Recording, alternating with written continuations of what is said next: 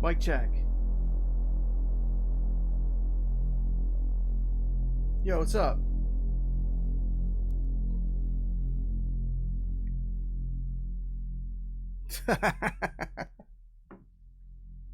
Can you guys hear me? I'm just setting up.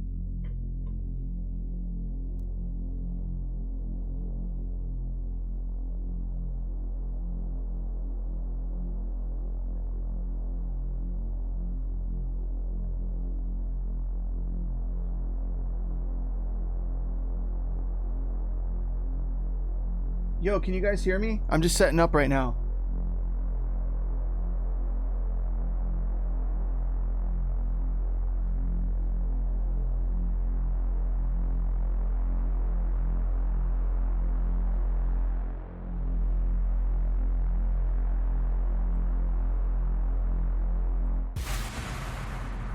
Here we go.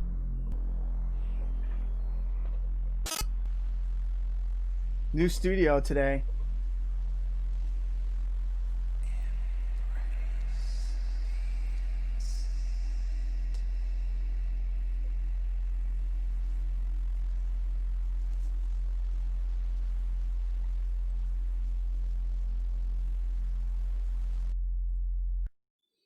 Hello and welcome to Embrace the Insanity in my new studio. I'm testing out the connection today, so I don't know how this is going to go. I hope it goes well. And I hope you guys can hear me, because this is weird setup for me that I have to get used to being at home. But shout out to Quantum Logic for helping me set this place up. And yeah, there's a whole bunch of stuff I want to talk about today. I have a bunch of preparation I have to do for tomorrow, because I'm going to be on Seven Lions Visions DJ festival online. He does like an online thing every couple weeks. So I'm a guest on there with Demibo. Oh, they're doing Abraxas. So it's like Seven Lions and Demibo or Abraxas. Shout out Jason Ross, and then Jem and Tori are also playing. And then I think we're gonna do some other stuff too. But so I have to cut this kind of short today, because I gotta go do some sound test shit for that. But I did want to talk about the contest that we're doing. I guess contest is the wrong word. Let me just switch over to Ableton real quick. Yeah. So we got this contest going. By the way, shout out anybody that's like new that happened to come in here from YouTube or elsewhere. I just want to say what's up and welcome. Damn, this fucking mic stand. I'm sorry, guys. Hold on one second. Keeps like kind of drooping down. There we go. I think that might be better. So we've been doing this contest, and I'm not going to talk about it too much, but hopefully there's some people here that have been sending some ideas around and have downloaded the pack. I know that in the Discord I've seen people talking about what we're up to and have started on a couple ideas. I've actually heard some really cool shit in the Discord already that kind of made me like a little self-conscious about what I started, because some people have already been coming up with some really dope shit. I haven't been able to do much on mine yet. This is actually it. I was working on it a little bit today just to test out this room. I started cutting up all the samples and stuff, and shout out everybody that contributed to the sample pack. There's a lot of really cool shit to work with, and actually like some of the stuff that people posted kind of made me rethink, like I said, some of the stuff that I'm doing. As you can see, tempo wise, I decided to go like drum and bass speed. I actually don't want to play what I got so far, just because I'm going to work on this a bit more, but just to prove that I'm actually doing it myself, you can see I've already started to like lay out some ideas. But yeah, the Discord is definitely full of a lot of talent, and I just want to shout some people out.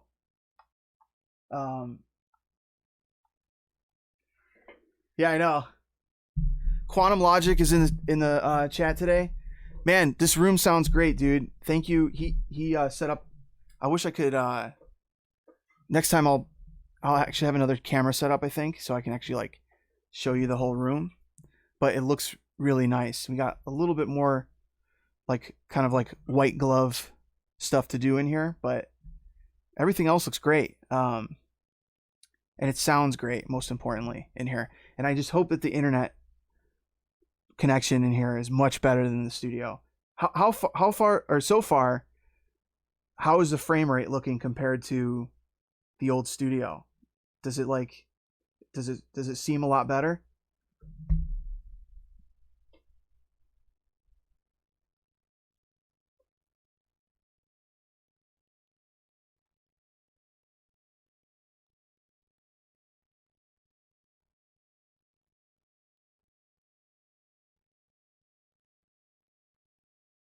What's up, Madison?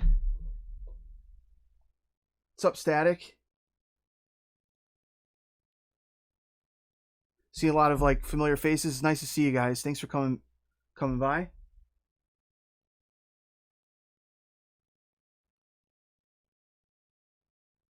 Okay, cool. Yeah, maybe there's a little bit of latency going on. All right. Well, we'll like dial all this stuff in. This is like the dry run here in the new spot. But yeah, okay. So I just wanted to like kind of touch base on the less is more challenge, and just yeah, it's cool seeing that people are jumping in. It's been really crazy to see how many people are coming into the Discord, new people. So yeah, if you're one of those new people, just wanted to say welcome, and yeah, I hope you stick around. And if you're working on the project, I can't wait to see what you come up with. Yeah, and if you're not talking in the Discord, don't be intimidated to talk to us. I see a lot of new faces talking in there. It's pretty cool. But yeah, if anybody's kind of feeling shy, don't worry. We're not going to bite you. If you're new, some of us might bite you a little bit. Maybe like Chichino. I feel like he bites people. Let's see. Okay.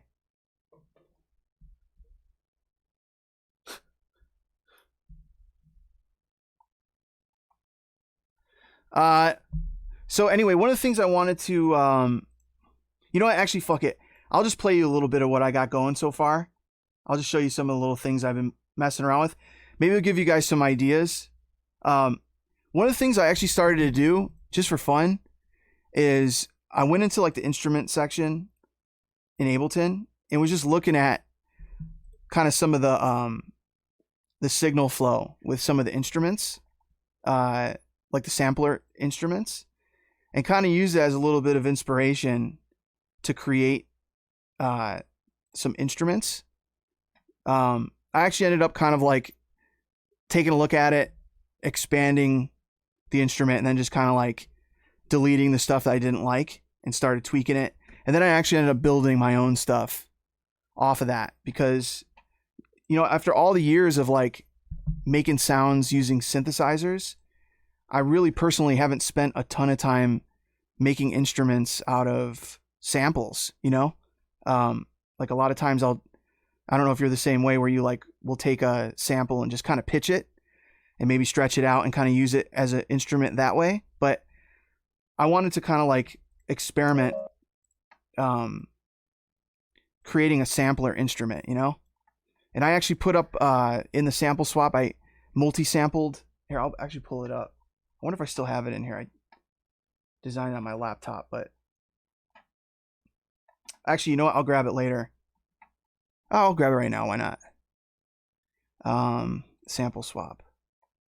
Pin. I'm also going to listen to everybody's music in a bit too. So I'll give you guys some time if you want to post over here. We'll listen to some stuff together because I totally wasn't able to do it last week. Here,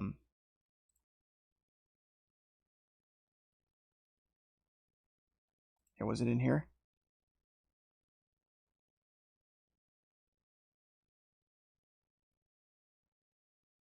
Yeah, this is it.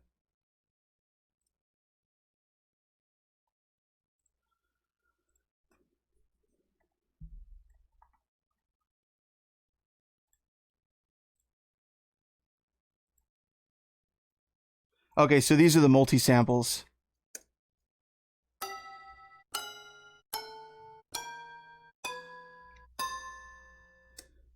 This was a pretty tedious thing to put together.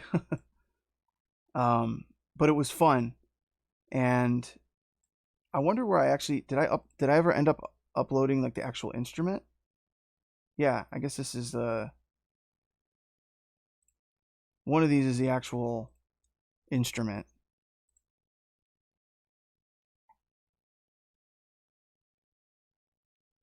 And it's pretty cool. It's actually like a project. So if you open up the project, just give me 1 second here.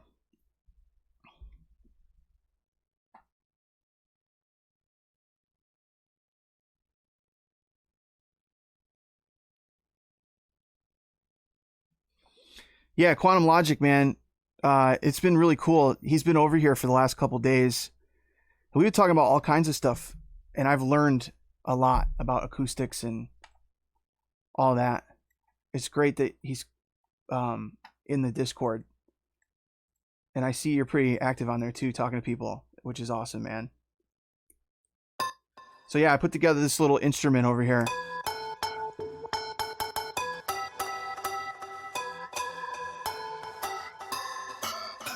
For some reason, you want a Black Hole Sun sounding chorus on a toy piano. I added that for some reason. But I honestly, like, of all the years I was making, you know, instruments using synths, I hadn't really spent a lot of time doing stuff like this. So personally,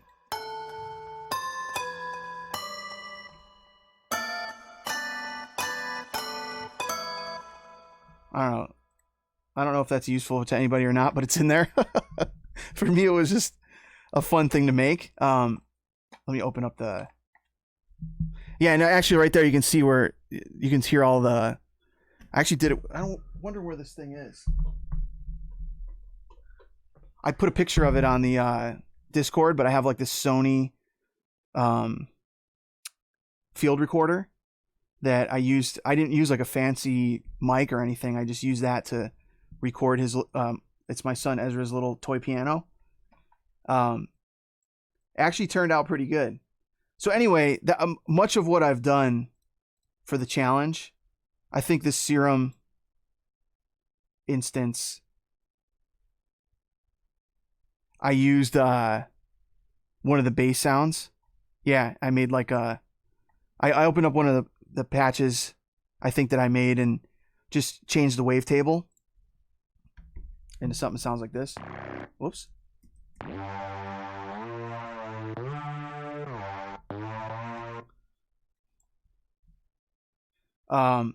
And yeah, I made a bunch of instruments.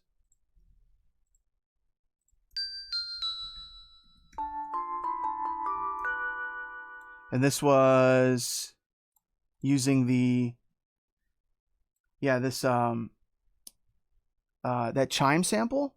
Yeah, Will Middlebrook. I just used like a little piece of that sample here.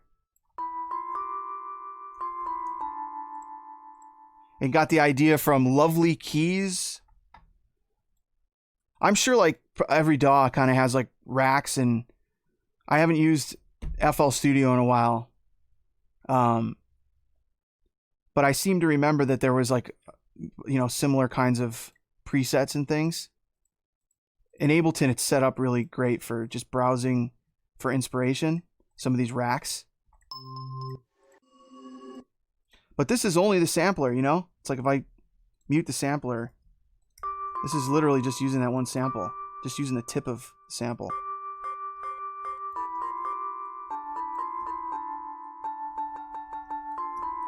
It's cool.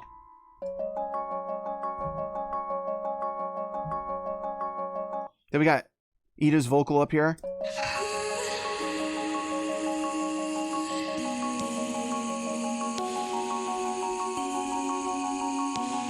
Wow, there's lots of pops in there. You get the idea, though.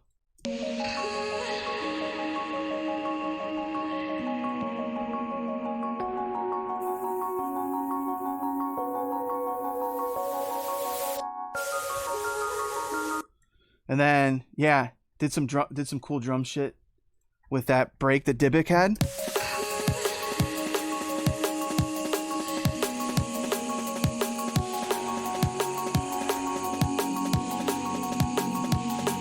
And then, yeah, I did the same thing. I made just like a little, what's it called? I used Ticino's little like bass sample here, 808 bass with LFO. And just made like a bass. I didn't do anything fancy with it.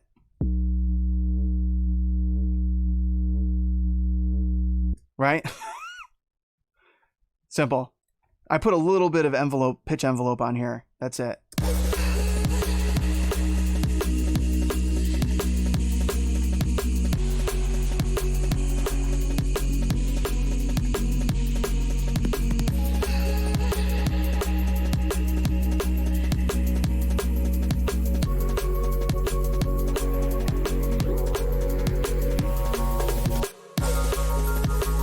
So I'm just not going to play the whole thing, but that's kind of like my first dive in and just experimenting with samples and, you know, trying to get some kind of an idea going.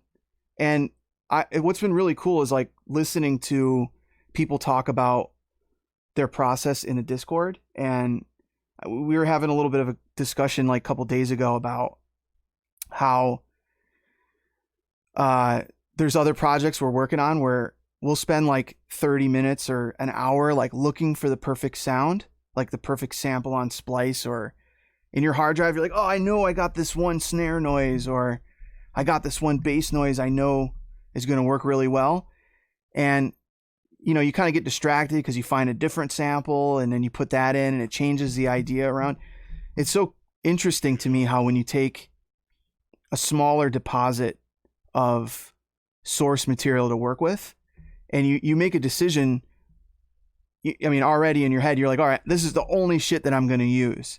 So you're not spending a lot of time kind of like digging around elsewhere. You're just saying like, okay, how can I turn, I use this one noise down here.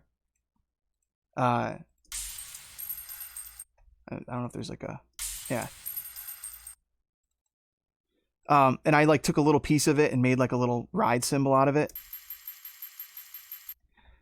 Instead of just, you know, using the go-to ride cymbals I kind of have in like a pack over here.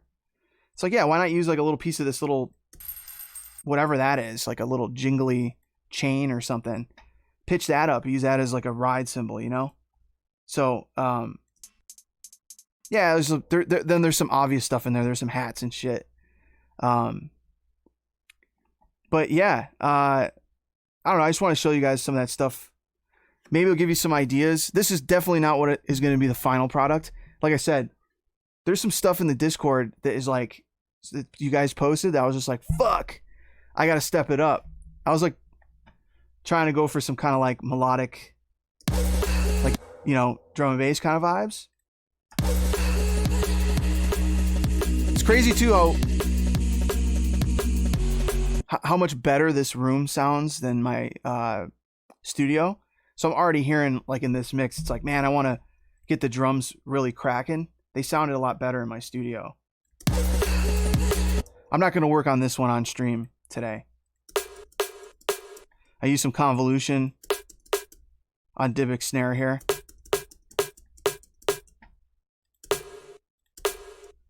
Probably could use a little less, actually.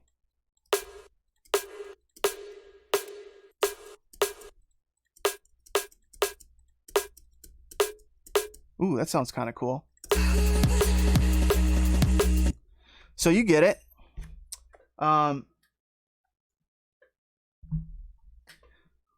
Yeah, awesome, man. You made your own drums. I love it, dude. Yeah, bullet casings. Yeah. Bullet case. Yeah, I think you're right. That does sound like bullet casings dropping. But you know what I mean? It's like when you get put into a situation where you only have a certain amount of sonic, what were we saying, like pigment or sonic paint to work with.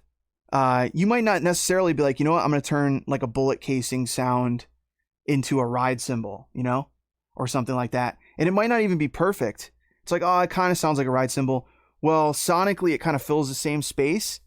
Like, to me, that's like the kind of thinking that can really, make you make something that sounds unique, and doesn't sound like everything else that you might have already made or that everyone else is doing. That's just a small example. And obviously, like, sound design wise, I'm just, I haven't even really jumped in with that yet.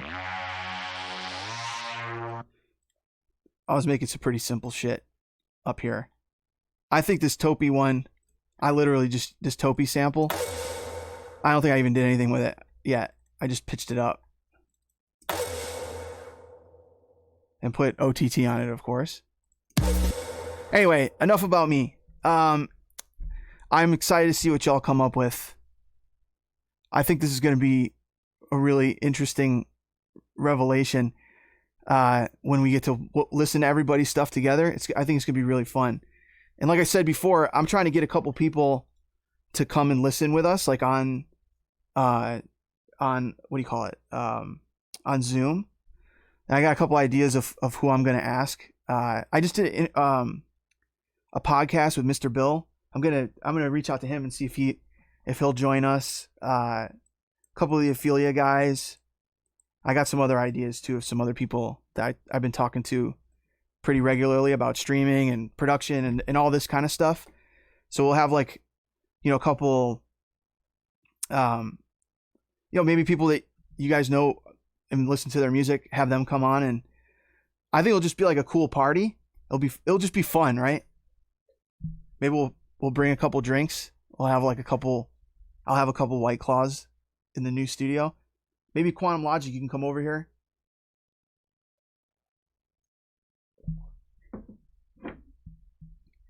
I think we're just going to go through like my thought process of how we're going to narrow it down. Let's see how many people actually like turn their submissions in.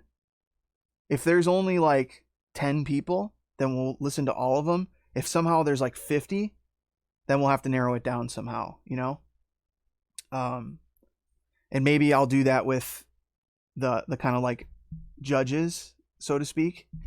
And then I was saying before, it's like the craziest ones, the ones where we're just scratching our head like, how the fuck did somebody make this? We're going to invite a couple of those people onto the Zoom call and like kind of beforehand have them have their project ready to share, like using the Zoom share function. And we'll look through their project like on the stream, And I think it'll be really fun to do that, And it's more incentive too for people to try weird ideas and like, and already I heard some stuff in the Discord where I was like, what the fuck? Like, what's going on here? Like in a good way, So yeah. And yo, Ida, also, by the way, I don't know, I'm imagining that you saw that Sam started fucking around with that idea we started, which is cool. He sent me a video of him playing some guitar ideas. So that's kind of another cool little like win for the Twitch, like Discord Obscure Gems organic social experiment with making music together. It's been cool. Like a lot of these ideas have kind of like organically started to snowball, and it's turning into songs, which is great. And it's kept me really feeling just optimistic and positive through all the just fucked up time we're going through, I've been like kind of oscillating back and forth between like just thinking about how tragic all the shit is we're dealing with, and then being like, but oh yeah, like also there's been some cool silver lining in the midst of kind of all the, and we've been talking about a lot of this shit on the Discord as well. And I'm not afraid of facing reality in the world that we're fighting to kind of keep some semblance of like I don't know what the right word is, but I guess decency. And I don't know, keeping people safe, keeping groups of people safe. It's almost like people have forgotten about coronavirus as well, which feels like almost like a footnote in the problems that everybody's dealing with these days. But I actually went through this one thought process where I was like, maybe I shouldn't be streaming through all this shit, because it maybe feels a little tone deaf, maybe, or there was definitely a week there where I was like, I'm just not gonna really post anything that isn't amplifying voices about what's happening, because it's really important. It's something I'm personally just kind of like passionate about as well. But I also think there definitely is something to be said for having fun, creative projects to keep your brain from like shorting out. And maybe it's just me. Maybe I'm just projecting, but it's like a breath of fresh air when I like open up the Discord, because there's, it feels like you're just talking to a bunch of friends, and then the stream too is kind of turned into that for me personally. So I guess maybe some people might look at it as like, maybe this isn't the best time to be talking about production or whatever, but I kind of need to. And I hope that this is also helpful to some people as well working on this project and stuff. So yeah, I don't know. Maybe some of this is a little bit of guilt, and I'm trying to absolve myself a little bit here. It's a little bit of all of the above. So, but anyway, it actually feels good for me just to like talk to you guys about that. I've been talking to the Ophelia guys. Like, that's been another really big support system for me personally. I hope you guys have some of that same kind of a thing. Is I just talked to like the Ophelia group, and we're just like, hey man, you know what? I just woke up today and this is how I feel about what's going on. Like whether it's like about music stuff that we're working on. We're like maybe got a new project that we're trying to talk about. Is this the right time to be talking about this? I don't know if it's the right time. Maybe I shouldn't talk about this right now. Or have you guys seen some of these stories? Like, how are you guys like processing the shit that's going on? And like some of the guys have been out at some of the protests. It's like, I think now is like a really kind of important time to like just process, but also like have some of those like, what are they called? Like, remember in Lost, there was like your I got emails popping over here. I don't know why. I gotta close that out. There we go. You have like your constants in Lost, where you have like this person or this group or your music stuff. It's like when everything feels like it's like totally out of control, you can kind of like reference this constant in your life. Sometimes that's a person, sometimes that's a community, sometimes that's a project or whatever. So, I have to say that part of the thought process behind doing a group project was to create something like that for me personally to work on, and to work on and bring some other people involved and make some new friends and all that kind of shit. Anyway, sorry. A little bit of this is me blowing off some steam. I hope that wasn't too annoying.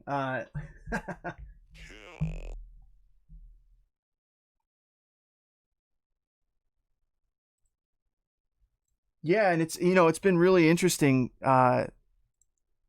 just kind of, and I feel really grateful to be a part of that Ophelia kind of world that Jeff's been building, and all the other artists on the label, and most importantly, like the community, just the fans and the music producers and stuff that are just excited about the energy that Seven Lions and everybody's putting out in that space.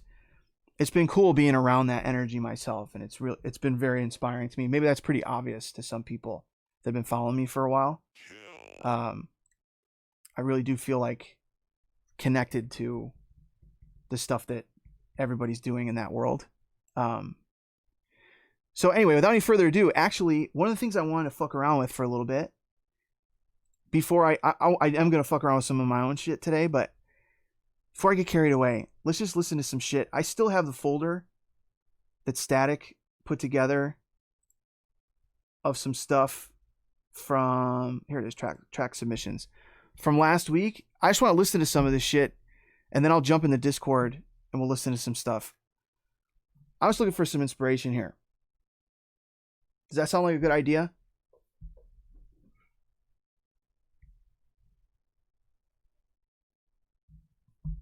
And thanks, Yuck Nasty, my man, for, subscribing and gifting and being a good guy.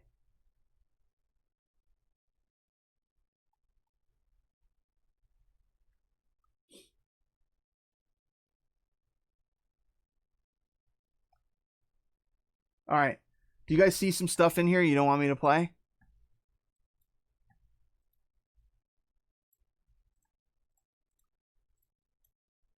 Was there something from you in here, Chichino? I don't see it. Where is it? Or should I just go to the Discord? I'll just go to the Discord. This is going to be a real test of my internet connection today.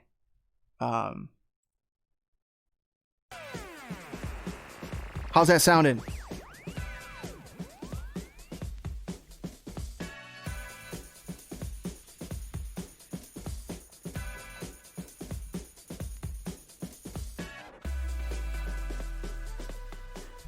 Heim. H-E-I-M. New guy. Or new girl. New person.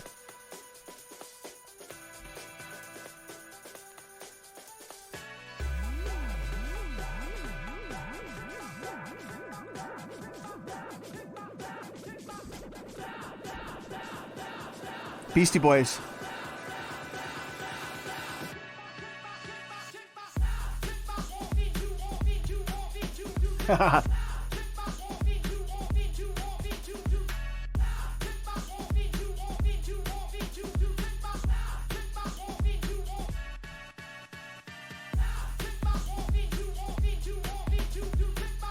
Right on. Sampling the Beastie Boys.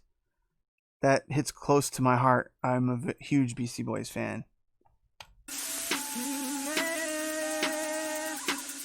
Oh. Okay, so someone Bebotronics did a less is more challenge and put their, you know what? I'm gonna hold off on listening to this stuff. Everyone can feel free to post your stuff in here for feedback. There's no rule against that, but I'm not going to listen to this stuff until the day. And actually, like, to be clear about the way we're going to do that, I think we're just going to make a folder in the, sample swap or something.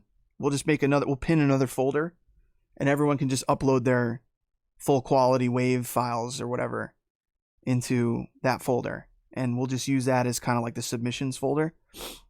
But there's nothing wrong with this. You can put stuff in here. I just won't listen to it on the stream until we'll kind of like listen to everybody's at the same time, But let's see what this is. AJ Young. Here, I'm going to go up and if you guys want, I can see people are starting to post some stuff in here. I'm just going to go up and I'll come back down. So we'll listen to a couple things.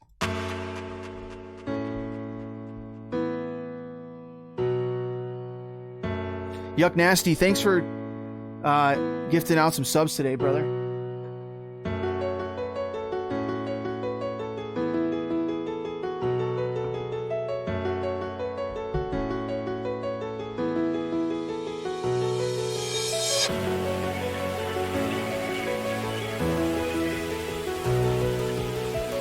Yeah, I see what you're saying with the DDR tune thing. It reminds me of like the hack tros for like when you like, not that I do it anymore, but when I was a young lad, I had my fair share of cracked software. But like sometimes when you open it up, it's like,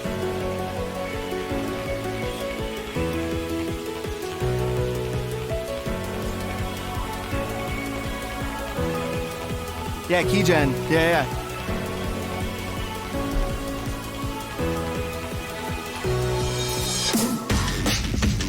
Oh shit. Yo, I was not expecting that.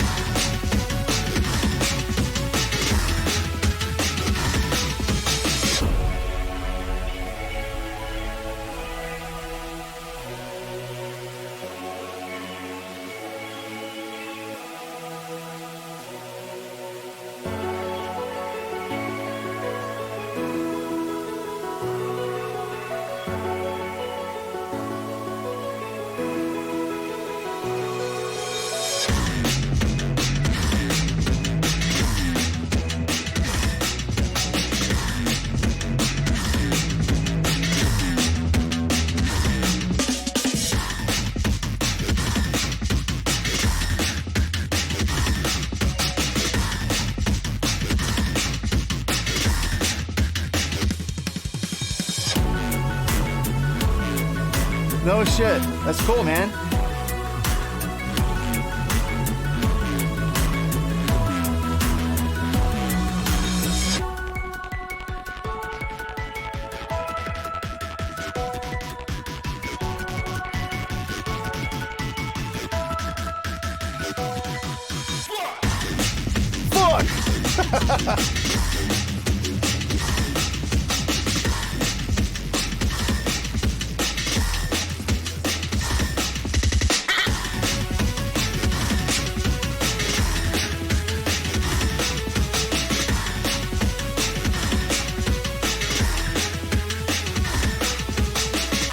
That's cool, man. It's got kind of like that, you know, like the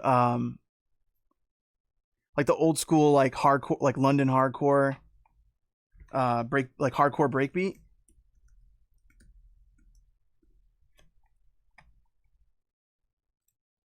Yeah, like the old school rave shit, like like, what was it?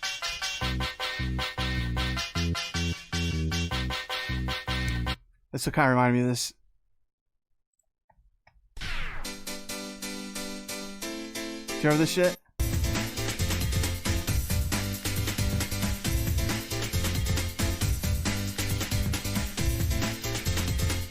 This was the shit this is the stuff that really got me into like jungle back in the day. Like the Moonshine compilations, 140 BPM, Moonshine.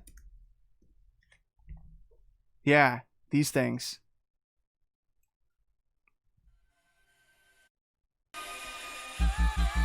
So good.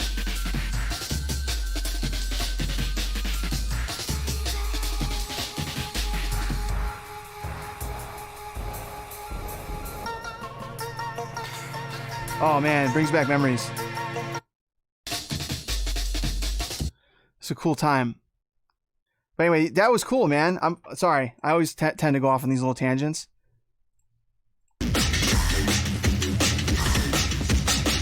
Yeah, it's like kind of sounds like an updated, like 2020 reinterpretation of like that kind of like, what is it? Like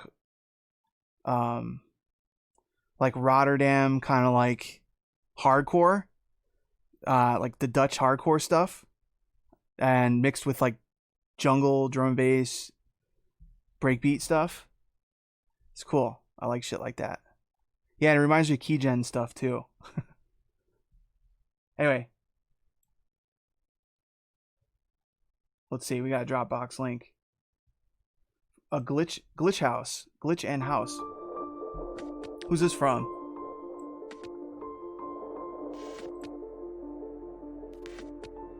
Mr. Master. Another new person.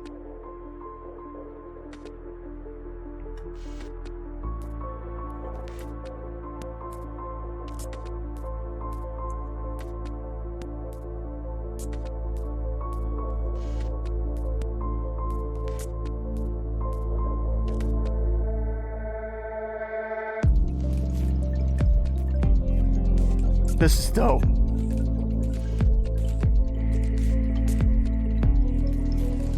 Ooh. Ooh.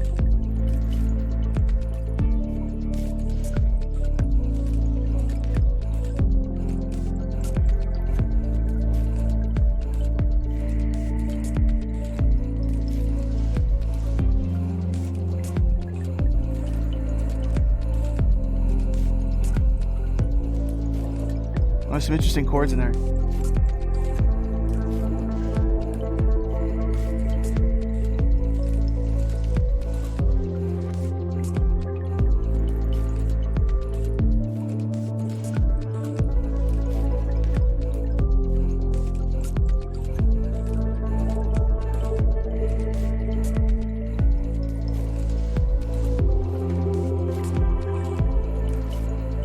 Is this person in the Discord?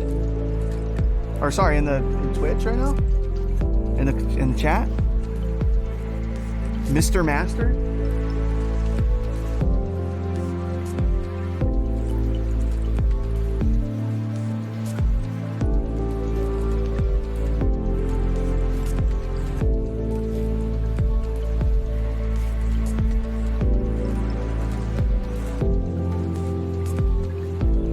Yeah, I'm wondering if, for some reason, like these are really interesting chords. I'm wondering if you, I just a question.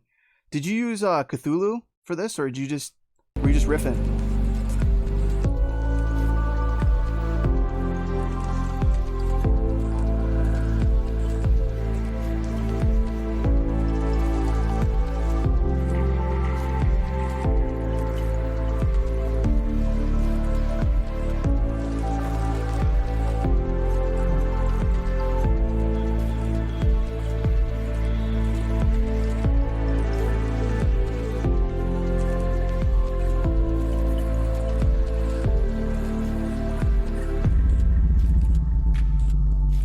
Dude, I love this. This is great, dude. This is the kind of shit that I need to put on when I fucking start getting upset. I'm gonna listen to this whole thing later, but dude, that was great. Yeah. Thank you guys, man.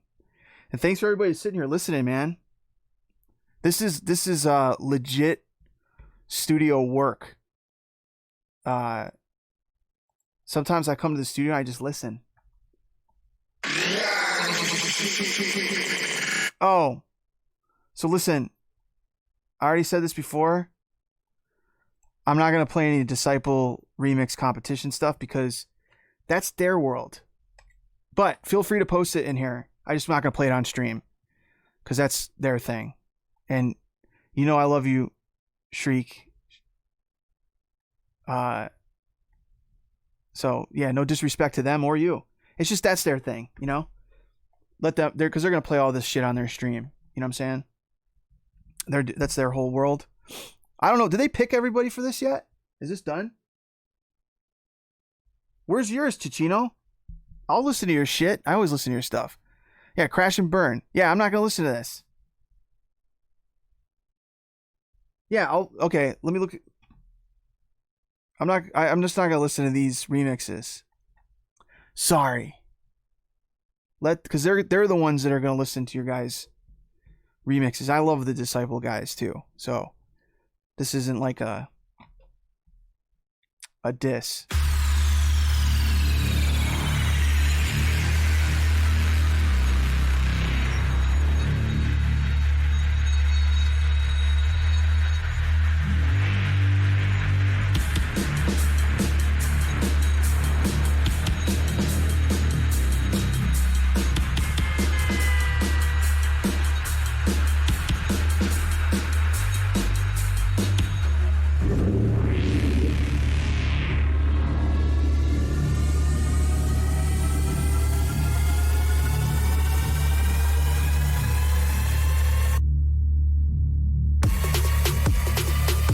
Oh shit.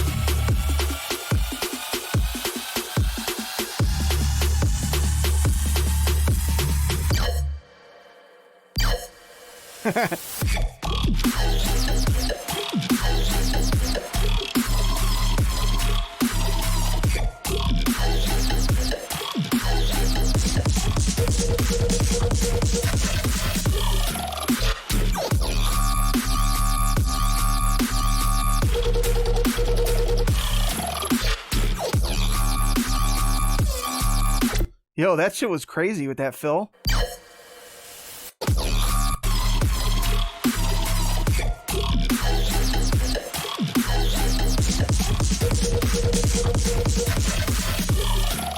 That's dope, dude.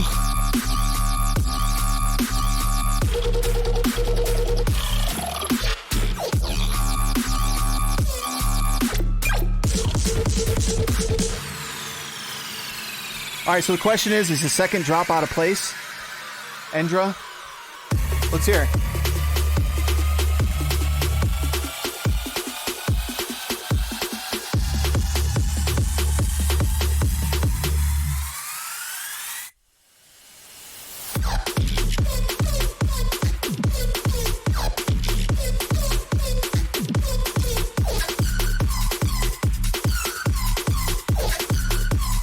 No.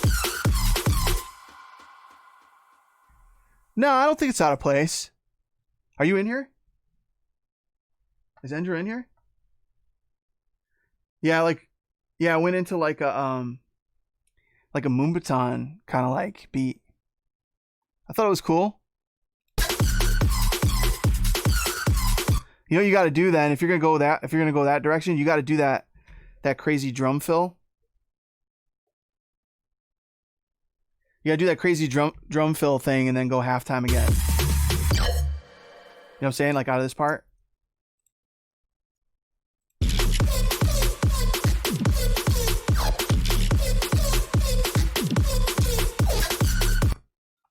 And then go into the halftime part after that. I think that will set it off, having that little 4 on the floor kind of Moomba thing going, and then it does that weird drum fill thing, and then goes halftime. That would I think that would be really fucking dope. Anyway, yeah, what I was saying is like oh shit. Quantum Logic was doing a sound design session the other day, making some weird shit, and slapped the stuff I came up with together into the first non-DMB tune idea I've done in a while. Cool, man. Hope you don't mind if I listen to this on here. Skipping around a little bit.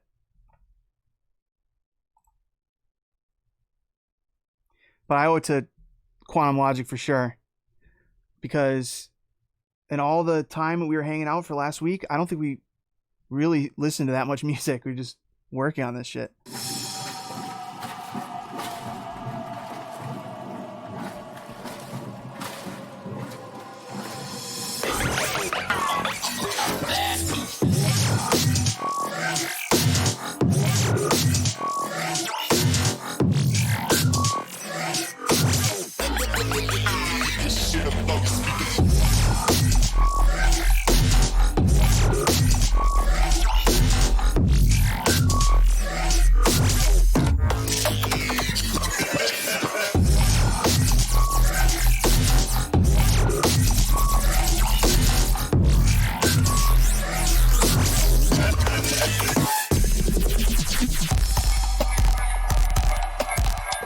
That's dope, dude.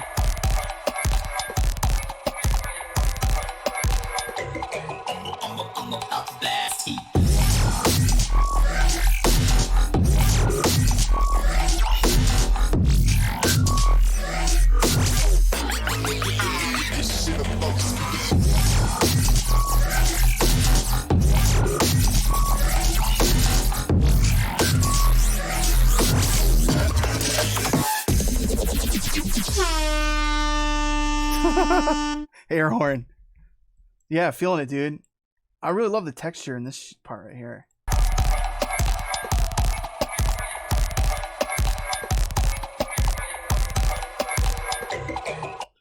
Yeah, but dude, the whole shit's tight though. I'm more and more I'm feeling stuff like this. Like I went to go see I went with LS Dream to Exchange. This I can't believe it was this year. It feels like it was last year because of the whole quarantine thing, but I went to go see Liquid Stranger with LS Dream, and he was playing a lot of stuff that kind of reminds me, it's kind of like wonky, kind of like hip hop, swingy kind of bass music. That, like, he played a lot of really cool shit, but all the stuff that he was playing like that really stood out to me.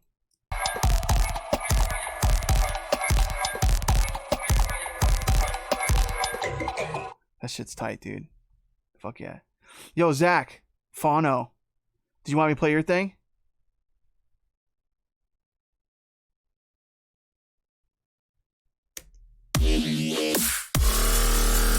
Whoa.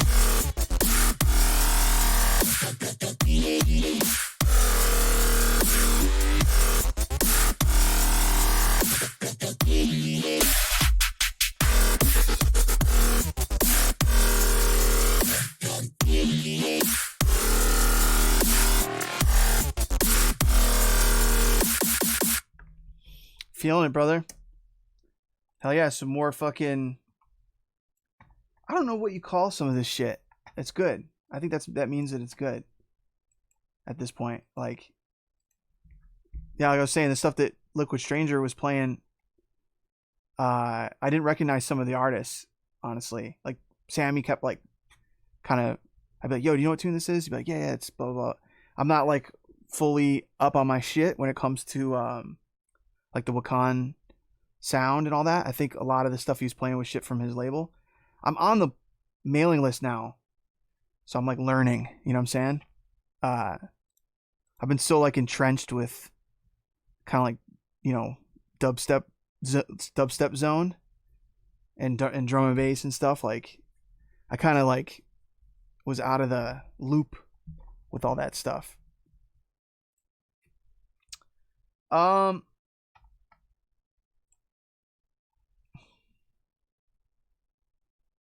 of this stuff's a little bit old. What's today's date? Some newcomers.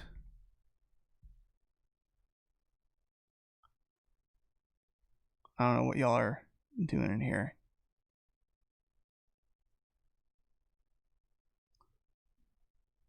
Solemn.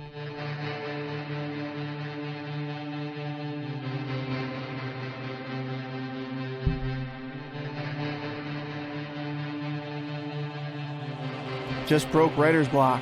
This was...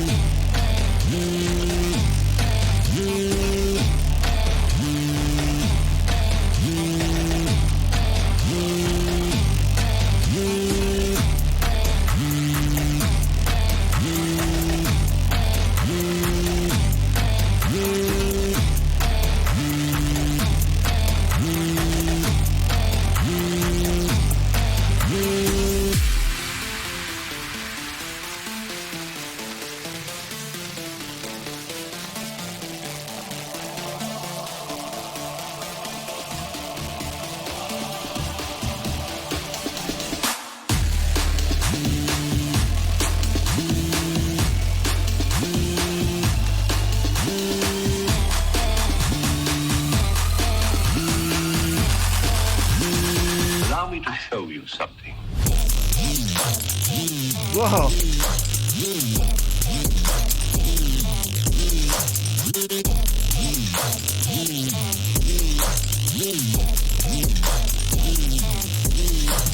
I don't know if y'all can tell that like lead is like super wide. I wasn't expecting that. It's like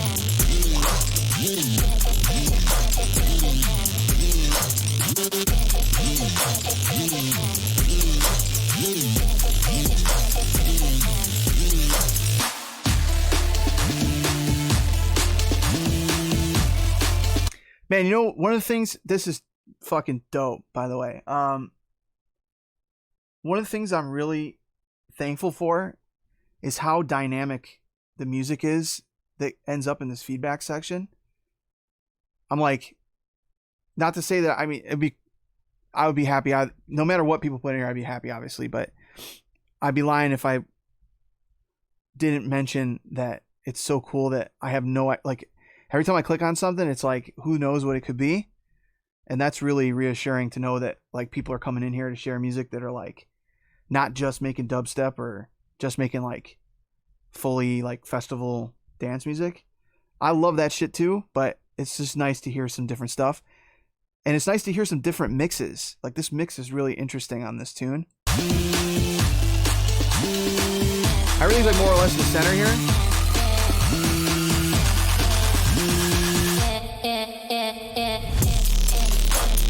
So wide. The kick drum isn't like a...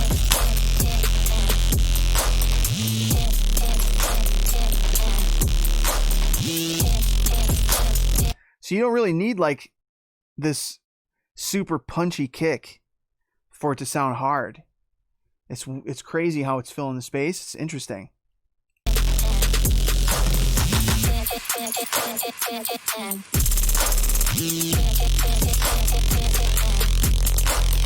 That shit's dope, bro. I haven't seen you around in here, so welcome.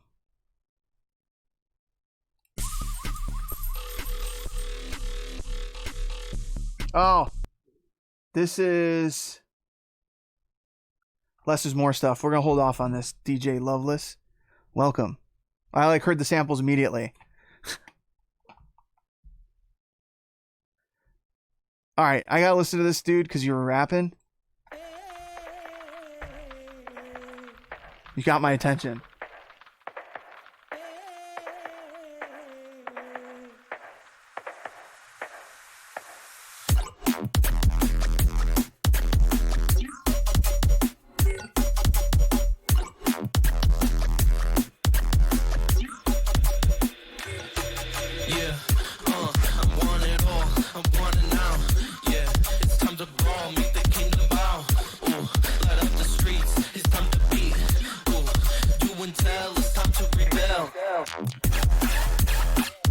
Yo.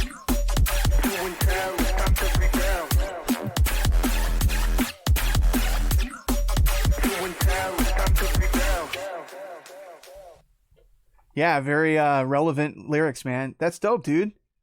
I like your voice, man. Hell yeah.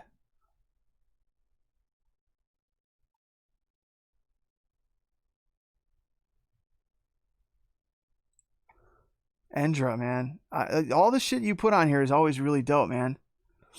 What track was it? What track is this guy talking about here? Slated for Doomsday. I wonder why it didn't just open up when I clicked on it. Maybe I click on this. There we go. Oh, it just... Why did it link to the song? What's the name of the song? Substitute Heavy. Maybe you deleted it?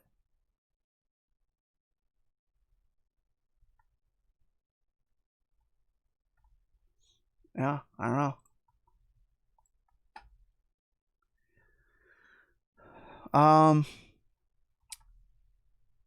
Now we're starting to get back. If any of you guys posted some stuff back here and you want me to listen to it, I'm just going to jump to the front real quick. Oh, Boy Squared. Welcome back, dude. I haven't seen you around in a minute. Take over USA.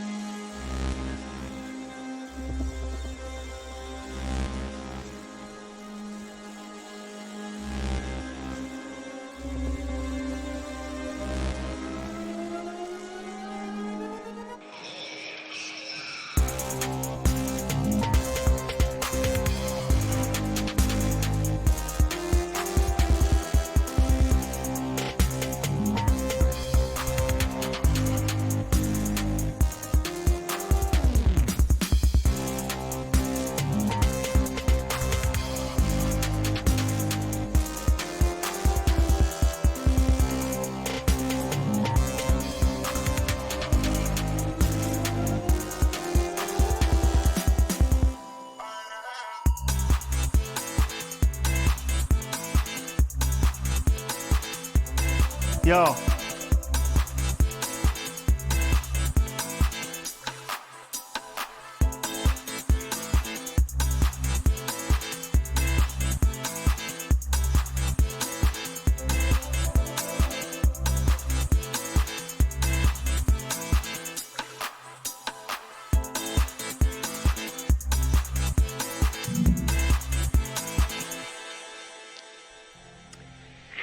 I don't know if I was going through all my shit. That's dope, man. I was going through all my stuff the other day when I was moving my studio out. I posted some of them online, but I found a bunch of my old Detroit techno records.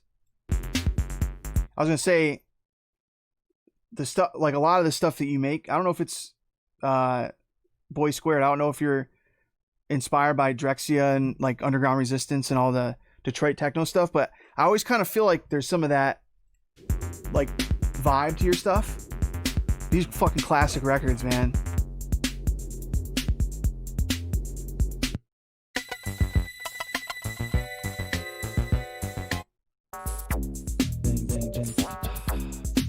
This shit brings me back.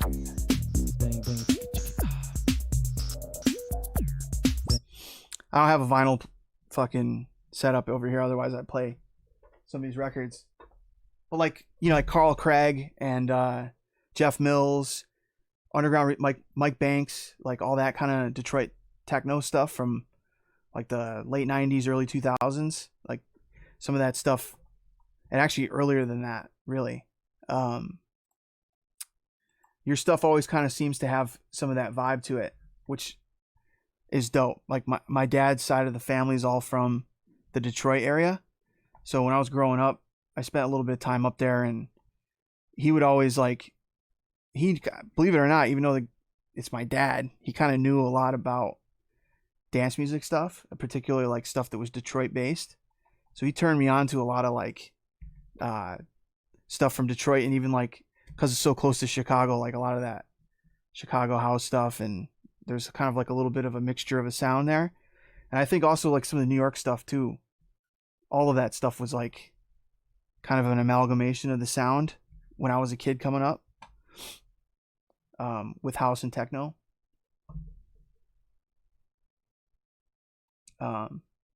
Which is very relevant to the time we're in now, man. Like, again, more music that was created by black people, you know, that morphed over time into all different styles of music, but some of the roots was most certainly based out of Detroit, no question. What do we got here? Is this new stuff?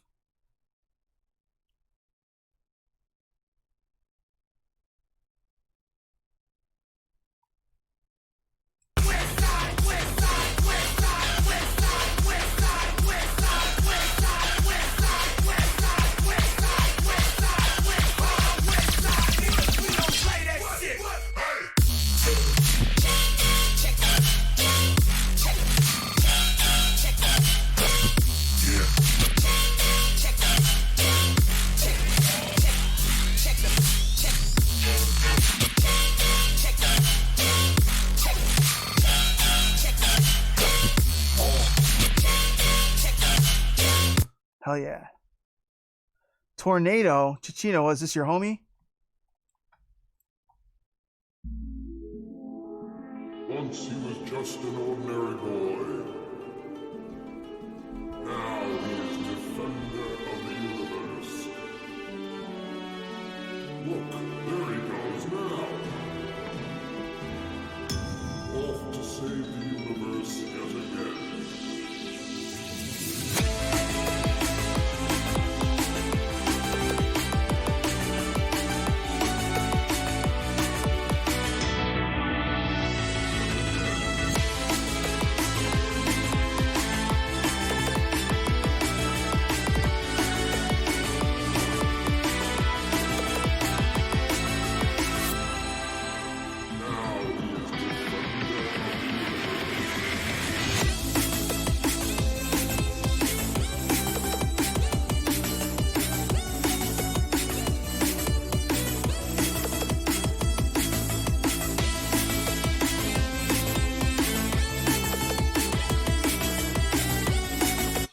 This is cool, man. This is like making me, again, it's like I'm thinking about the shit that I've been working on. I gotta get the drums right on this shit.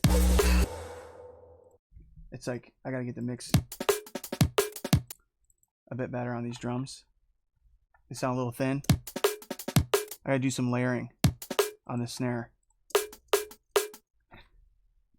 I need a little bit of like a white noise layer on it. I was thinking about maybe using this piece, like kind of sculpting it into a snare. That's what I was thinking of when I was listening to this shit.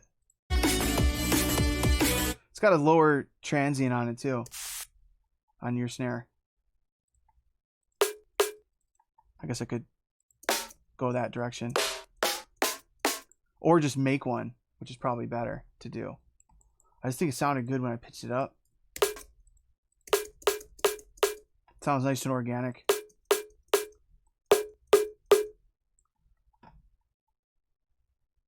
Just a different mix.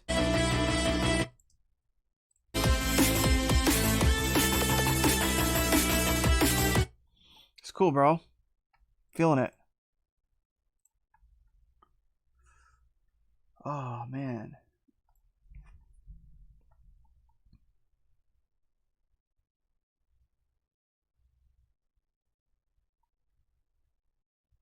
I was trying to hit everybody, that, especially new people. You know? Breakcore, holy shit.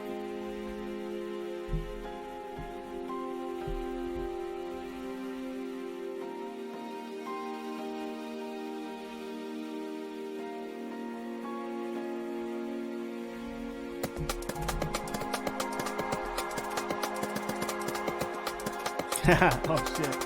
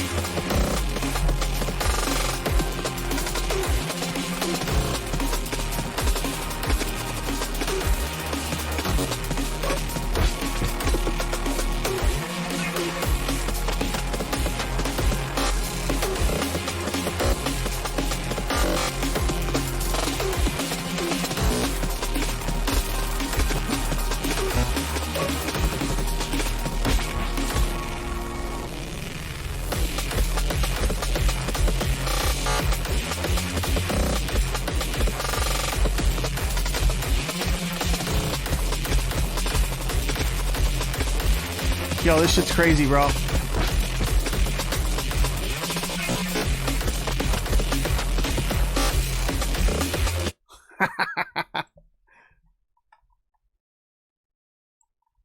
This is funny, man. Hell yeah.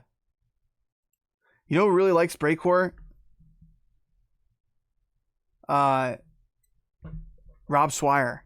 I remember him posting something he made at one point. For some reason, it stood out to me. I didn't expect. I think he actually had like a breakcore project at one point. But also, like all the Evil Intent guys, I love breakcore too. Like Venetian Snares. I don't know if you listen to Venetian Snares. Aphex Twin. I guess there's some Aphex Twin stuff that it's like Square Pusher too. It's kind of like, I don't know what the. I feel like it's in the same way as like dubstep. There's like a million subgenres of like glitch IDM stuff, and I think it's like my brain kind of starts to like smear everything together once it gets into like, this is 200 plus beats per minute. I'm like, all right, I don't even know what I'm listening to anymore, but it's dope. Maybe it has a subgenre, maybe it doesn't, I don't know. Oh shit. Shadow Wanderer. Another new person. Sticky.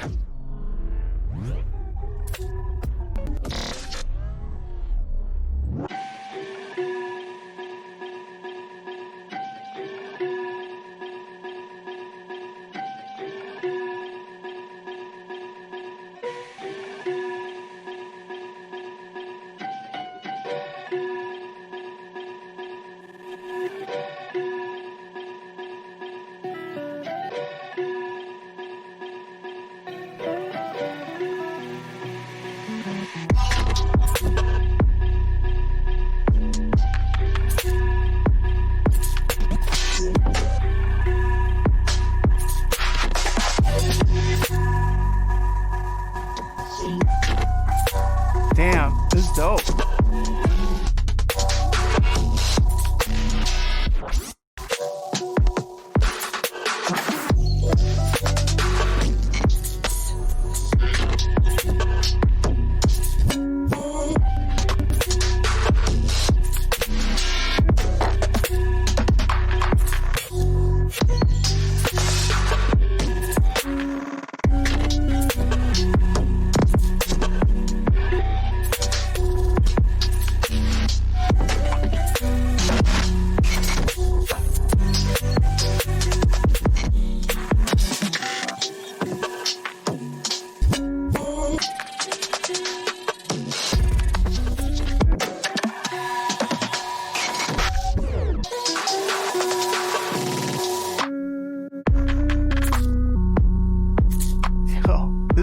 good.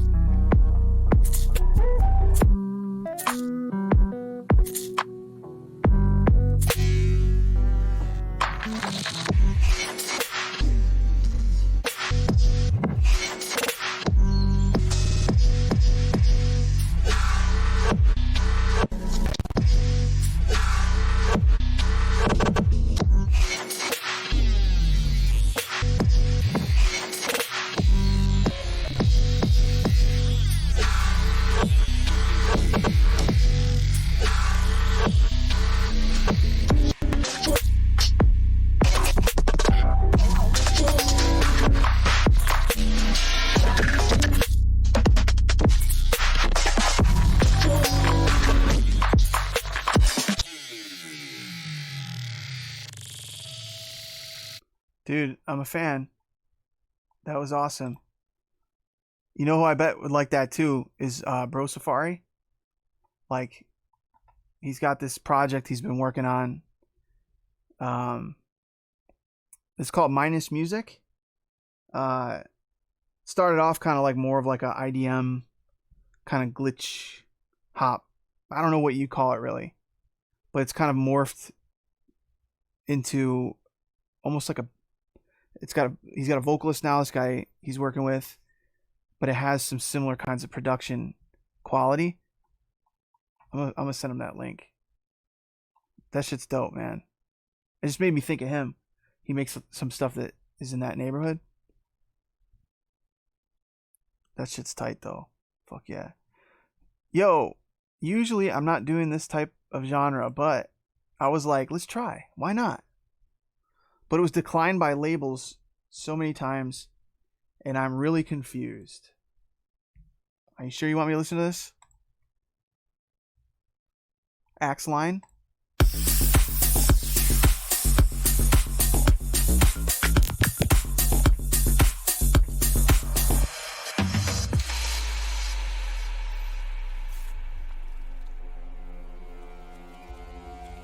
Mid-tempo.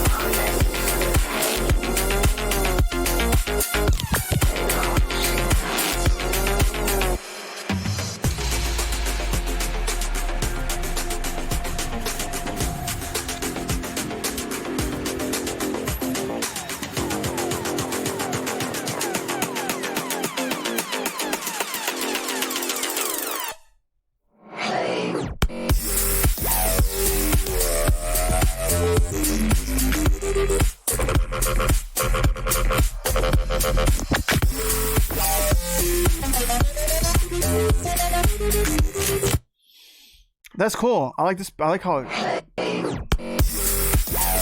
that noise right there is very cool. I want that noise to just keep going. I'm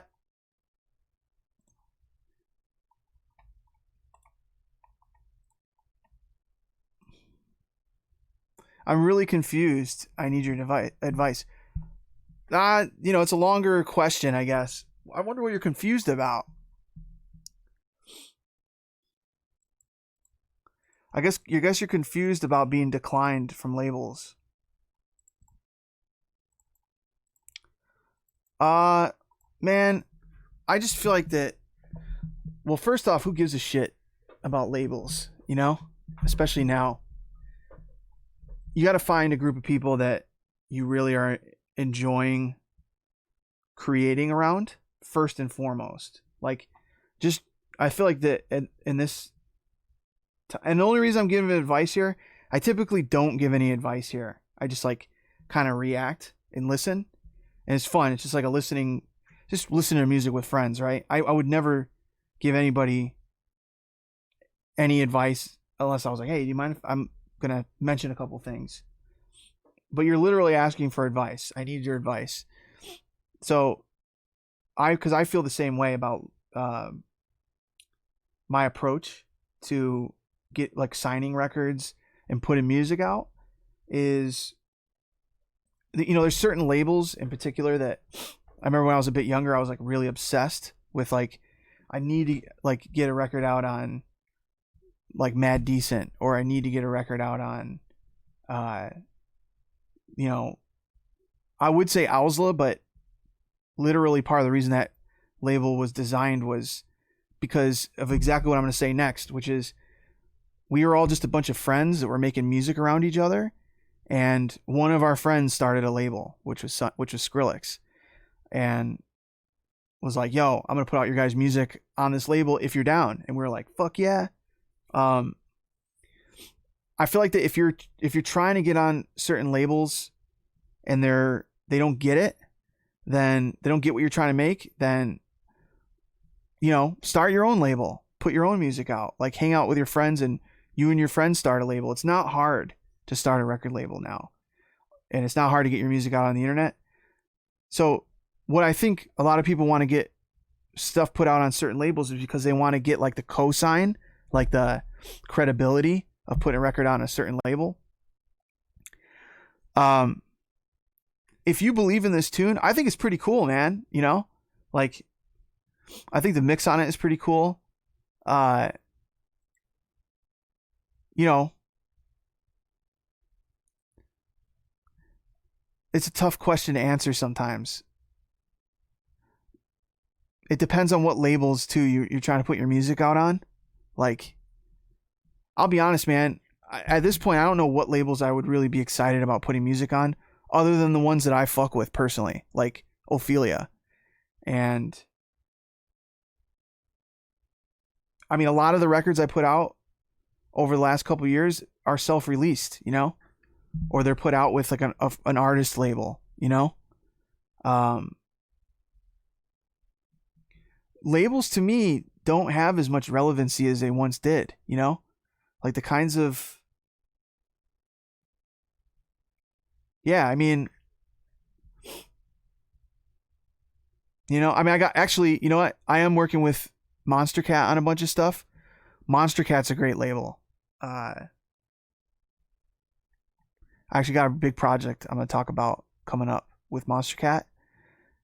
But man, if people aren't seeing the vision, you got to put the records out yourself, and you got to work with a group of people that are helping you develop your sound. I think this community is really good for that. Like, I see a lot of the feedback on here. It's positive. It's like constructive. And I see like a lot of people suggesting certain things. I wouldn't worry about the labels, man. The thing like with the labels are going to come and try to find you, you know? If you just do your thing, you're going to have people lined up trying to get your stuff and get it out so they can make money off of it. Which is part of the reason why so many artists, they reach this point in their career where they're like, I would rather just put the music out myself, you know? And they would really have to bring something to the table that makes it feel like it's worthwhile to invest, to put equity into somebody else's, like, you know, property, so to speak. Like I said, I feel good doing that with labels like Ophelia, for example, because Seven Lions is like a good friend of mine. I have a lot of respect for him. He's got a lot of respect for me. You know, he puts on a lot of events, has me on a lot of his shows as support during, actually even like me doing these production streams. Like, Ophelia makes sure to put out like promotion. I mean, it feels very like a mutually beneficial situation. So I guess that's kind of part of the question you asked is kind of like loaded, you know? You're declined so many times. Yeah, I wonder, I mean, are you just like sending out the tracks like, you know, just like make a list of label? Because I get a ton of these are the only promos I listen to. I get promos. My whole box, my mailbox is full of promos, and like and I get shit sent to me from people. I have no idea how the fuck they got my email address. You know what I mean? They're like, "Yo, will you check out my promo?" I kind of feel like maybe you got to like narrow down your target, you know, and like build with your friends, find a community of people that are willing to listen and help you kind of develop your sound. I mean, I don't know. It's probably all shit that everybody's already heard. I know I'm not probably, it's not rocket science, right? I think the hard part is once you find a group of people and your sound starts to change and, you know, the kind of system that you've created to put music out and develop stuff, it starts to break down and everybody's making great shit, but they're just making different stuff, you know? So it's like the music that I'm making now doesn't fit in this space anymore. I can still be friends with all these people, but I've seen a lot of artists that I really admire. A lot of them are my friends that have had to make those tough calls where they're like, I love this group of people that I'm working with and they're super successful, but on a creative tip, like this isn't the direction I'm going anymore. That's fucking hard to do. I've had to do similar kinds of things for sure. So it never gets any easier. But I think that's the question is like, I'm really confused. I need your devices to climb by so many labels. I think it's like narrowing down who you're trying to get to listen to the music. Sometimes it's just friends, man. Just finding some good friends that are willing to listen to your music and then give you the balls to put it out yourself sometimes, you know, and just keep doing it consistently and not taking the fact that a lot of people aren't listening to your music or whatever as like as failure. That's not failure, you know? Failure is when you just give up and you stop making music. Then you failed. I think if you just are consistently having fun making tunes and fine-tuning your little like system, your support system, your creative system, that's how you become successful, I think. And to me, the only definition of success I have is just you're having fun making music and you feel rewarded in the process of making it and showing people. And plenty of people tell you it's like you can be releasing music and on your own and only reaching a small portion of people.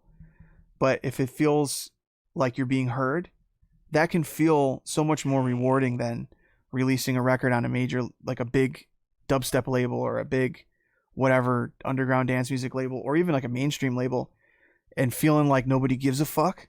Because believe it or not, there's a whole shitload of records that come out on established labels that nobody gives a fuck about. You know what I'm saying? They just come out and people don't even ever talk about them, you know?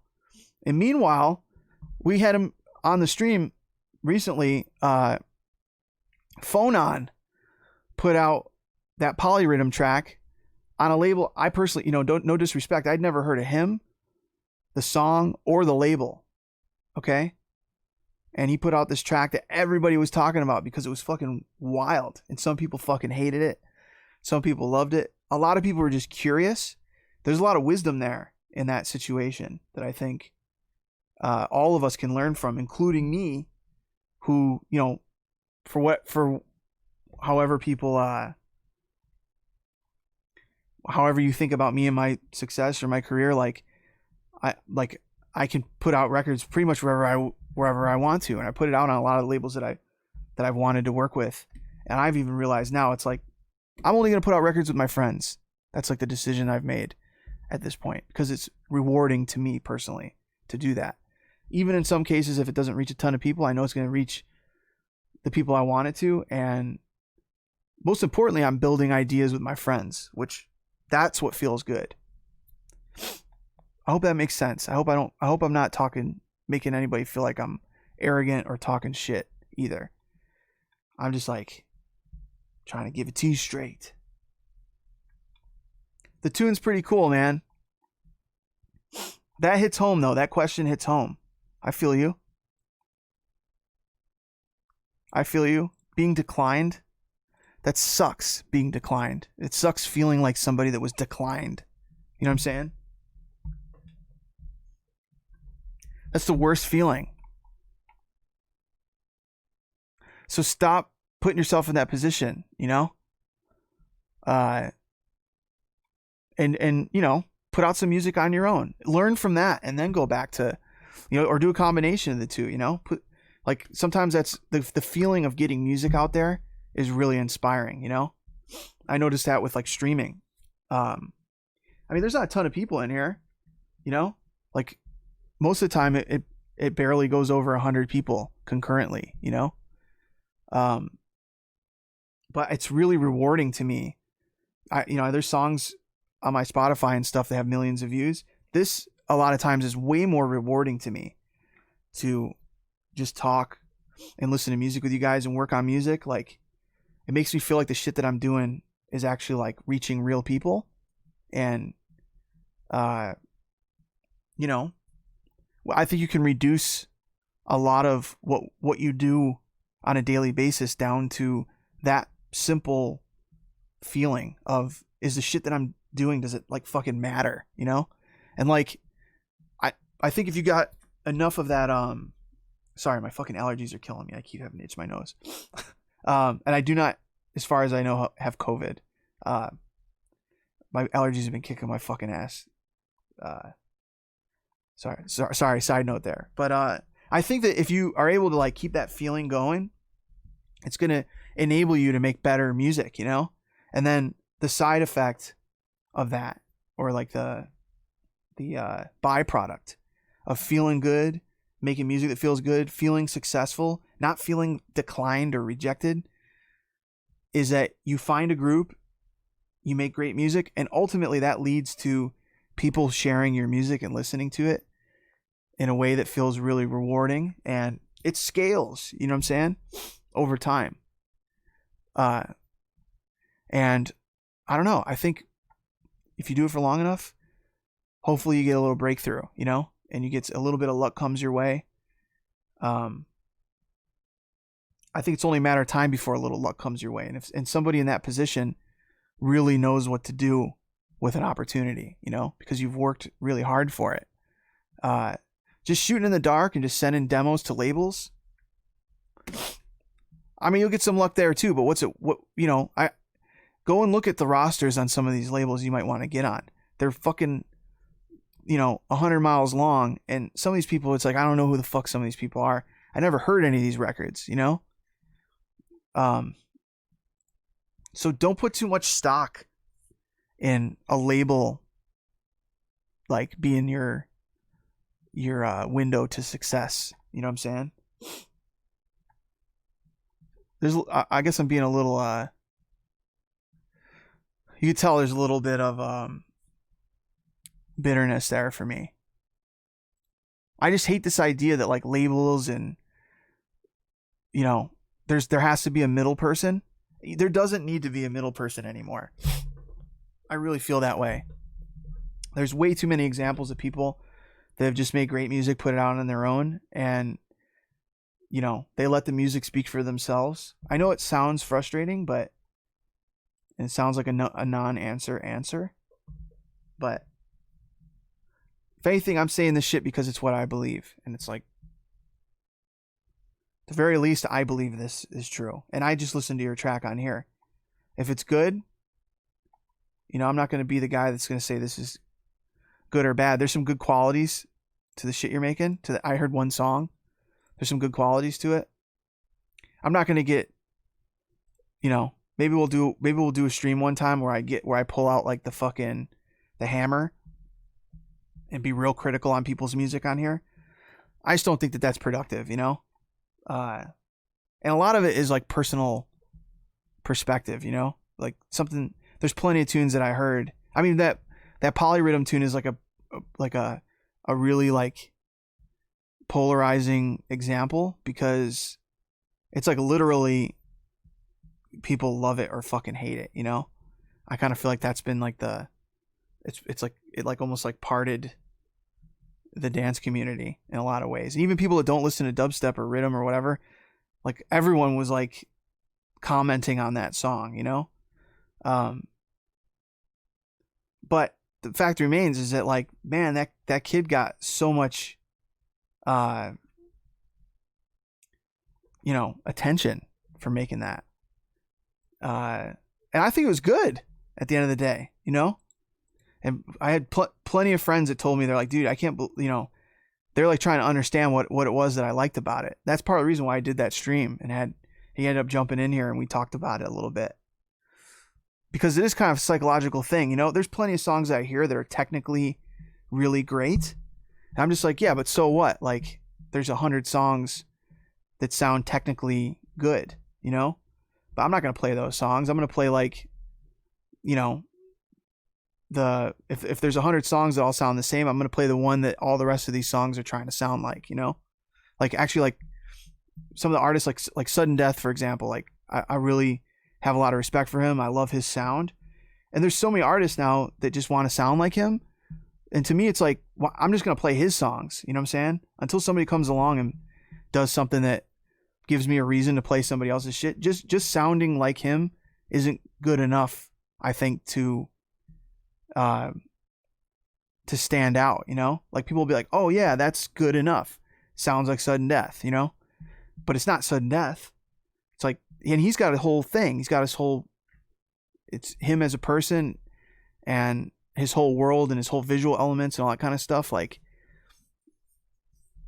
I don't know if that makes any sense. Like, and you know, just because you put a record out on some label that he put a record out on, or one of the, whoever's hot at the moment, just because you have a record on that label, that doesn't mean shit. You know what I mean? Like, you can say to yourself, I did it. I finally got a record out on that label, but what does it mean to you? You know, like, and what are you going to be able to do with that? You know, you might be able to impress some of your friends, but you can impress them by making, you know, music anyway, right? So I guess the question is, like, why do you want to be on the label to begin with? You know, which label is it?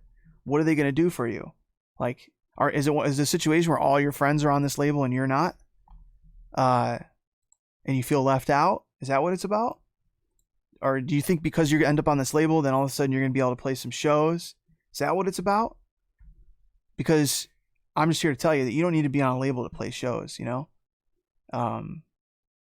That's for sure. Sorry, I got triggered, man. Because it's a good question, though. And it's a sign of the times. There's a lot of people with a lot of different perspectives on that one. Sorry.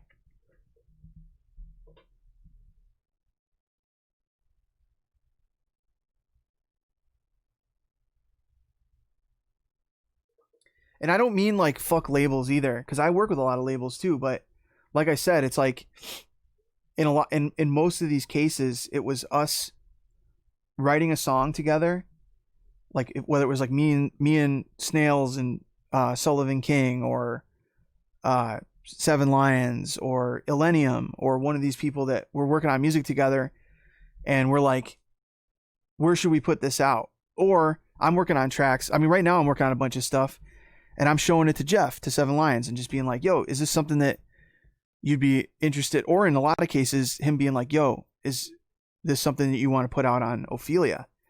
And I'm like, yeah, man. Like, but that started out as just friends making tunes, you know what I'm saying? And it like evolved into, we don't really need to put this stuff out on somebody else's label, you know what I'm saying? Because you've worked up to this point over a long period of time to where you can do that. And I get the idea that you have to get there somehow by putting stuff out on labels, but I also think that things have changed so much now. And I was using some other examples of some people making really weird, out of the box stuff that are just like, I don't even know where this fits. There's no label that this shit fits on. So I'm just gonna, like, no. That's the other thing too, is that a lot of these labels, most of the time at this point in dance music, none of these motherfuckers are visionaries. You know what I'm saying? They're not trying to take risks. They're like, oh, I want to sign some shit that sounds like shit that kids are playing already. You know, you're going to serve up an idea. If it sounds so out of the box, unless you got somebody running the label that is like a fucking visionary, they're not going to fuck with it, you know? And I'm not saying, it's funny how a lot of people get into this space too, where they think because nobody fucks with their shit that they're a visionary. it's all a blurry line. You know what I'm saying? I hear some stuff. I'm like, this is just trash. This isn't forward thinking music. This is just garbage. And guess what? I turn around and I'm fucking wrong. Like, there turns out that there's a whole deposit of kids out there that fuck with this music, you know? Whatever it might be. So I think the first step is I almost kind of feel like you know you're on the right track when you stop asking questions like this one that came up here. How about that? You know? Damn it, man. I'm running out of time here. Sorry, this turned into like a fucking me just talking shit. My advice to you is just, why are you making music? That's all. Are you trying to get gigs? Are you trying to blow the fuck up and be the man? Are you trying to get better?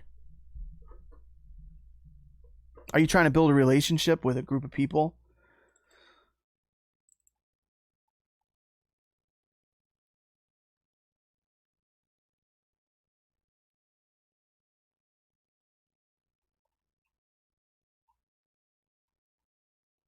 All right, let's just do a couple more.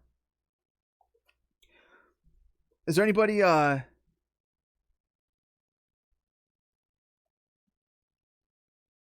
Liam Underwood.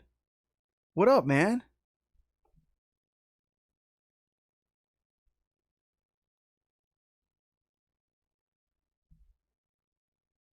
Yeah, I'd like to survive off music. Alchemy music. I'd like to survive off music. Sunk almost 10 years of my life into it. And so much damn money.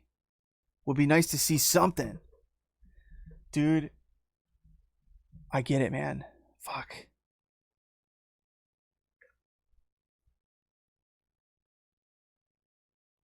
Moment of silence.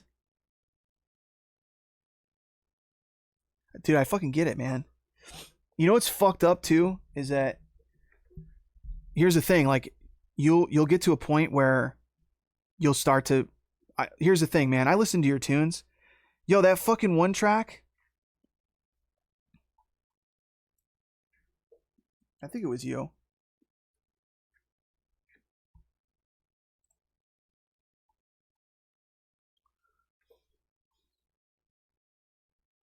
Oh, you know what? I feel like an asshole.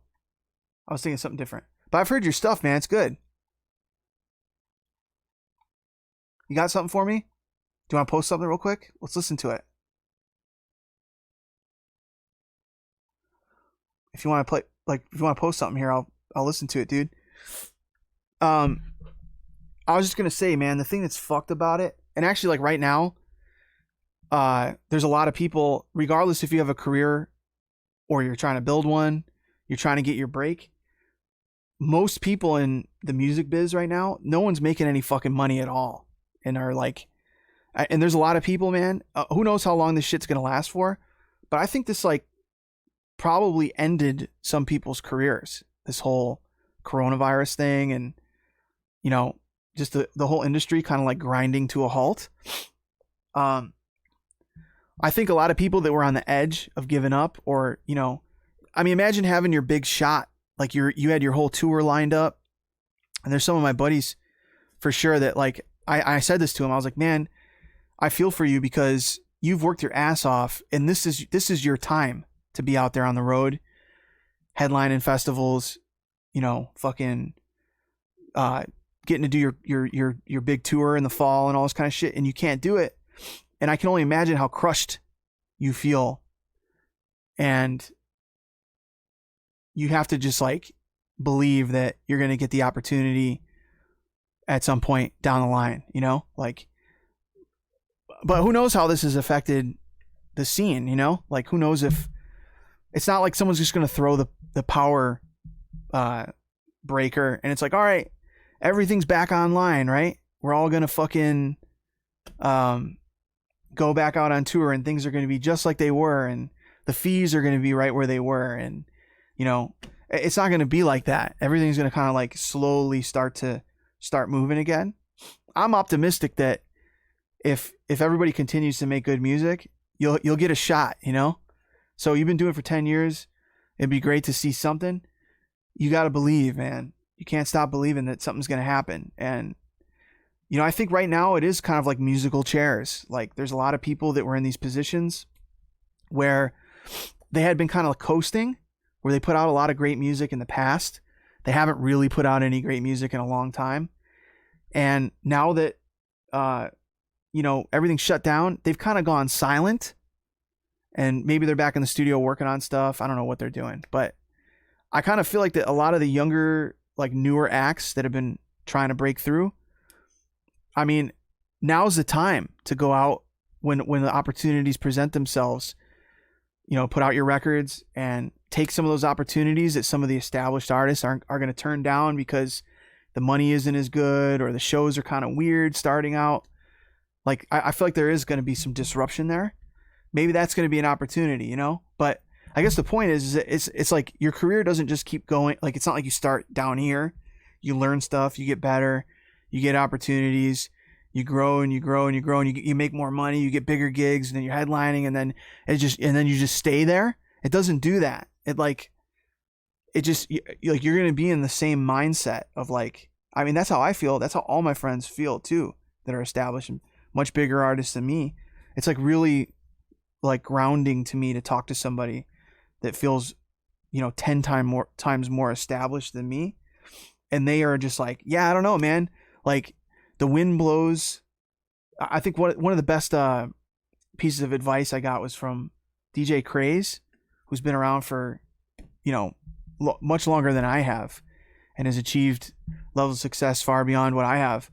But I mean, he breaks it down really simply, man. He's like, sometimes you're hot, sometimes you're not. And it doesn't matter if you've established yourself, you know, because everyone goes through those ups and downs. The thing that I would say can make you really feel optimistic is that the fact that you've been doing it for 10 years means, in my opinion, that when things start to work, you're going to know what to do. And you know what hard work is. Like thankless, like you know what it's like to climb a mountain and tell nobody. You know what I'm saying? Like to do all that work and not get all those pats on the back from everybody. And like that's what it, you know, there's people that get lucky, right? They like put out some record that just happens to fucking catch on, but they don't know what hard work is, you know? They don't know what determination is. They don't know what grit is. They don't know anything about being part of a community and building a community. And dude, honestly, like this kind of thing too, with the Discord and the Twitch thing, it's taken me, I mean, how long have I been doing this shit? For, you know, I have records over there. I posted them on Twitter the other day, again, moving my studio. I found some records I put out in 2002, 2003, and it took me until 2020 to realize that like interacting with my audience in this kind of a way is healthy for me personally. I was doing all this stuff and kind of felt like it was a one-way street where I was like had to kind of create this image and this perception that the stuff that I was doing was like up here and everybody else is down there. And it's because I was a kid, right? And I was like really struggling to kind of be of the ranks of the kinds of artists that I was looking up to, you know? But most of those artists, I'll be honest, are fucking gone, you know? A lot of them are gone and they've been gone. And a lot of them are younger than me, you know? They came and they went over the years. The ones that are still around, they're the ones like I said, Seven Lions. I remember meeting him back in the day, man, like 2010 or something. He's been grinding and he's been really passionate about his community around his music and really grateful. And it's like a huge piece of his world is his audience, you know? And, yeah, I think that keeps your head screwed on straight, you know? So, you know, you've been doing it for 10 years. I don't know if you're part of community or not, but you're part of this community now. So, I mean, that's something, right? I'll listen to your stuff, man. Look, let's listen to this.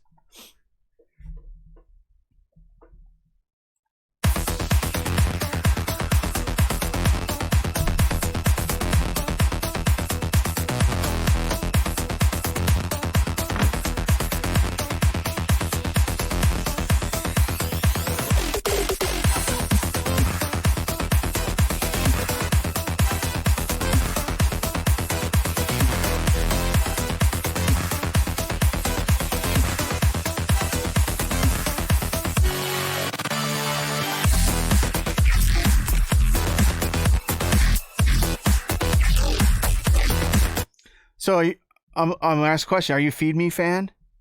I think. Oh shit! Sorry, dude. What the hell happened?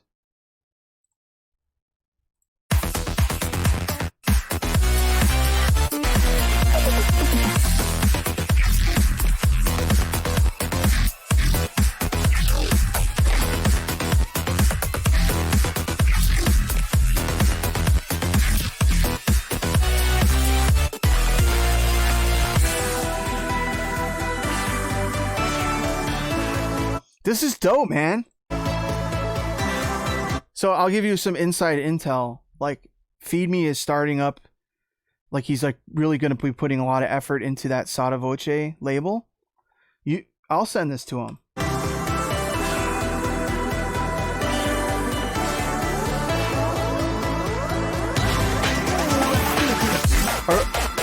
Yeah, put together a playlist of stuff, and I'll send him a link.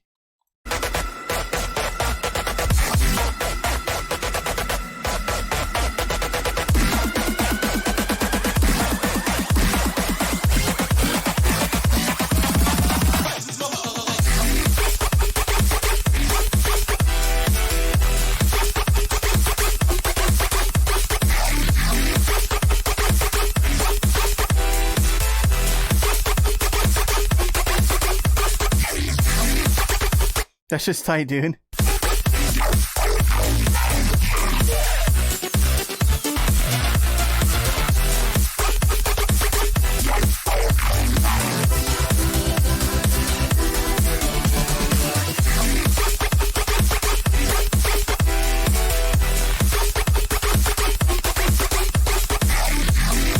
Dude, I'm so glad that this tune is sick, because I went off on that little like rant.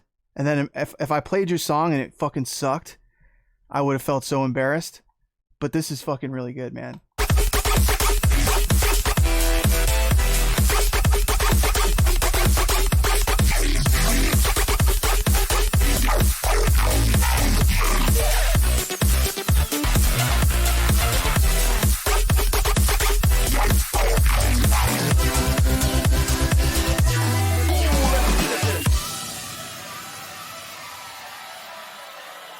I mean, dude, yeah, you just can't give up, man. This is great, you know? It doesn't, I'm not accusing you of saying you're gonna give up, but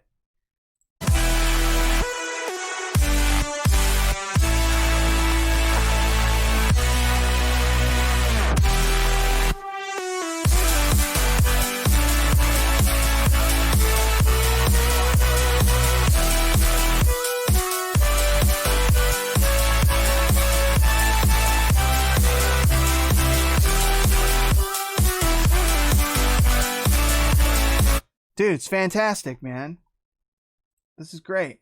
You know, I got you mixed up with Gray Skull because he made some like kind of electro sound and stuff that I was really into as well. Do you remember that one he posted? Where the fuck is it? Did you work on that, bro? That shit was really dope.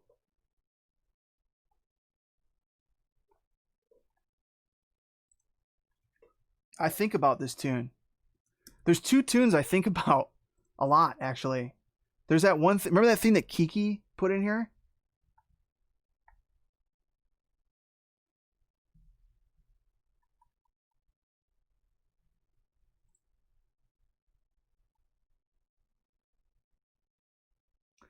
Yo, Grayskull, you got that one tune? Did you work on that? Hello. Dun, dun, dun, dun, dun. That one? Is he even in here? Do you guys know which track I'm talking about? I forgot what he called it. Remember it had that little vocal that said, hello.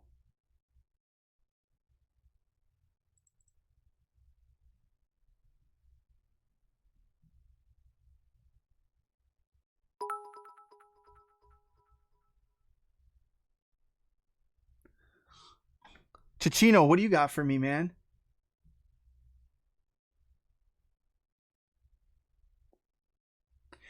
Yeah, there were some similarities there, but you know, by the way, fair enough, you know? Like, I'm glad that people are not afraid to call out some stuff, but look, man, I mean, that's part of the deal with like working with a group of artists, right? Like a collective of people. I mean, there's plenty of times where I've done it myself. Where, I mean, we were talking about it actually with like the mega collab. The initial drop idea that we had for the mega collab reminded me a lot of, which makes sense because I wrote the first idea. It just reminded me of Cold Hearted that I did with Seven Lions. But I think part of the deal with like working with a collective of people is just like, you know, you show them your ideas and you go, okay, this is dope. You know what? This part reminds me a little bit of a Knife Party song. This part kind of reminds you a little bit of a Feed Me track. Like maybe there's a way to flip that and make it different, you know? Like that's part of working with a collective, right? But you can't deny that tune, this tune, where is it? This Alchemy tune. You can't deny that that's dope, man. I think you could tweak that, and I would be surprised if John Feed Me wouldn't want to put this shit out. This is really good, dude. Like clearly, yeah, there's some Knife Party. But I mean, I think there's a lot of things about it that's very different though.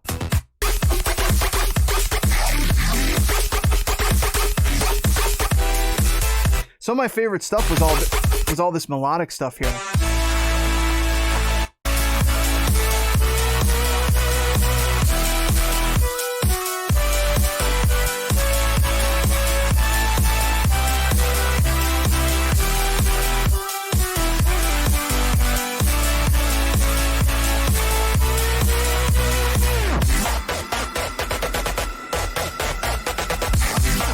I mean, that's fucking dope, dude.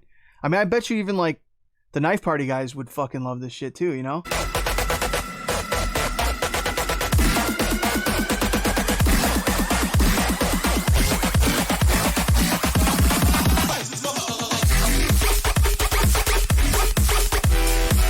Yeah, I know what you mean though. Yeah, the riff is similar, but you gotta flip it somehow. Just make it a little different.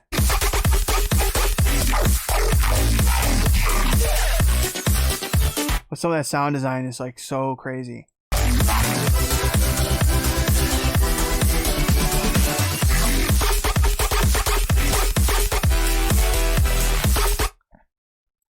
Yeah, I'll go through your fucking shit, man.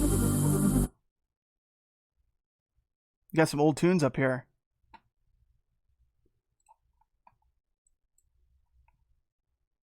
I want to hear something from Chichino. I feel like it always brightens my day up when I hear what you're working on, dude.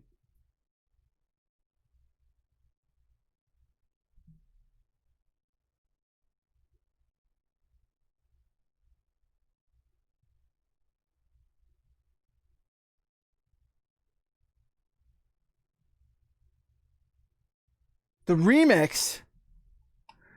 Oh man, you know the fucking shit that I was saying though, dude. Come on, you don't got something. You don't have something original you're working on? You've been putting all your effort into that? That's it? I don't even know where it is now. It's gone. I fucking deleted it. I'm just kidding. Chichino.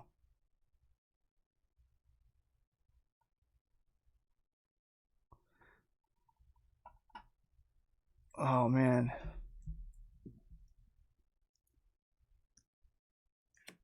Chichino.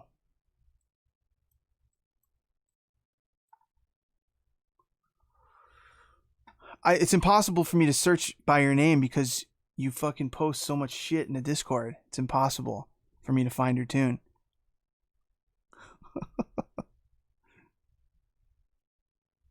You're like the top shit poster.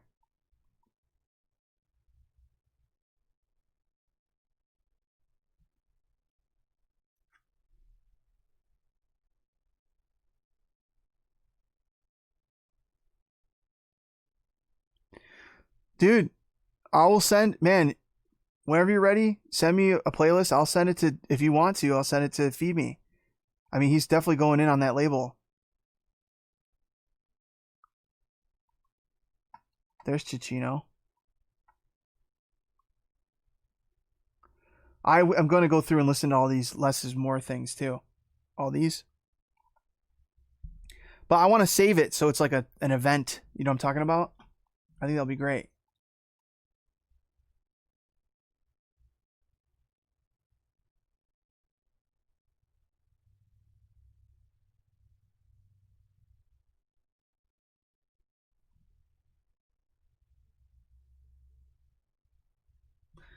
Yeah, did you post it, man? I don't know what he's doing. Chichino, if you post your thing, I'll listen to it.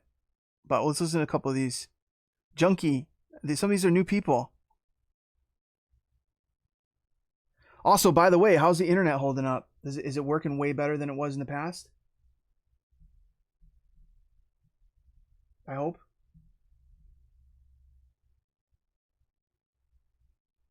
Good.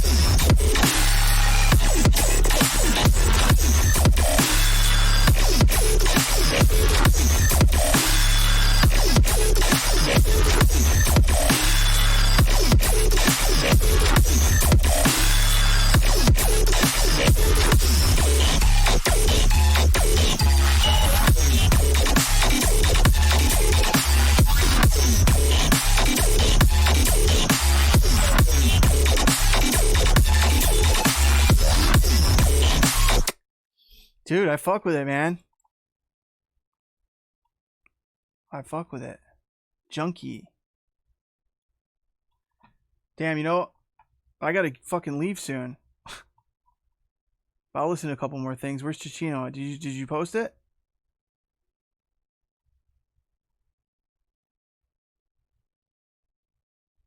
Hey, look at my stream in Discord. Spaghetto. Spaghetto. Where's Spaghetto?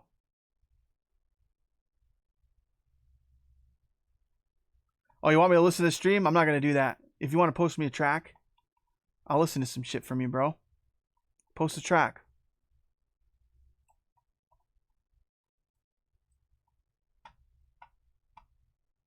I see you down there, but we don't do that. What's this? The Virtue Knot? Interesting. What does it mean? Is this someone plugging just like some spam? Do I have to remove you? Or do you got a good reason for posting this? Who are you talking to? Okay, cool. What are you talking? All right, moving forward though, I'm not gonna post any. We're not gonna play any more. All right, Antenna, I'll check it out. I'm not gonna post any more remixes for the Disciple thing. I'm not gonna play anymore.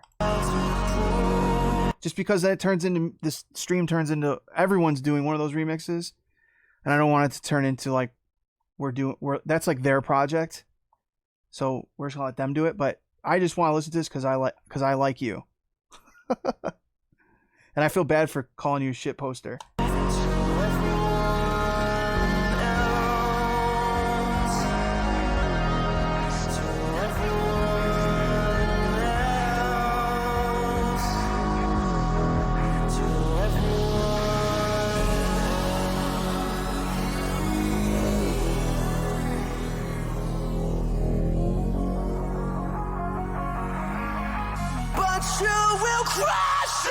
Yo, I already played this shit. Did you work on it more?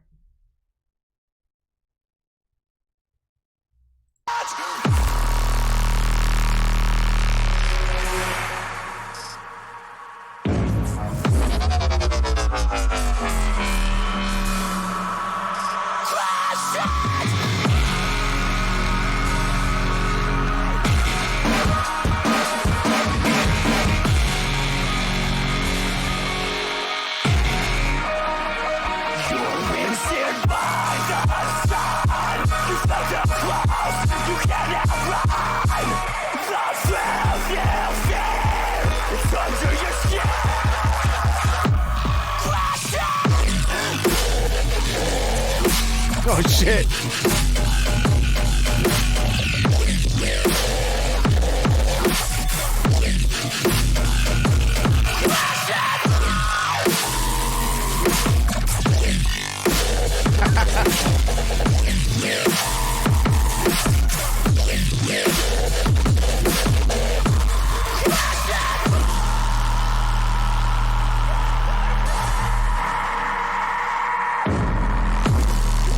Bro, didn't I already fucking play this shit?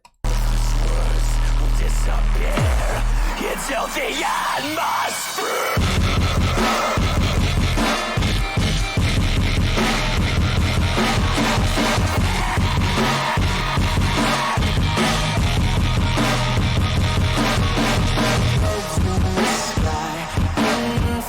Yo, peace, Divic. Good to see you, man. Yeah, I'd really like to hear some shit you're working on, man. By the way.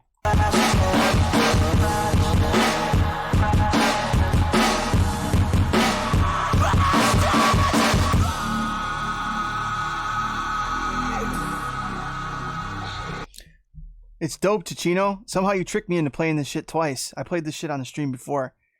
I don't know how you keep managing to get me to play your fucking Disciple remix.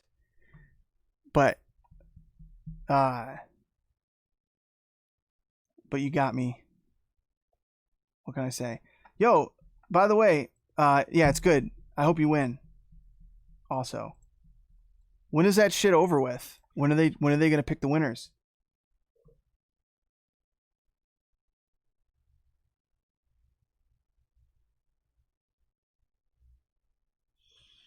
Yeah, I'll listen to some stuff. I'll listen to a couple more tunes, and then I gotta bounce.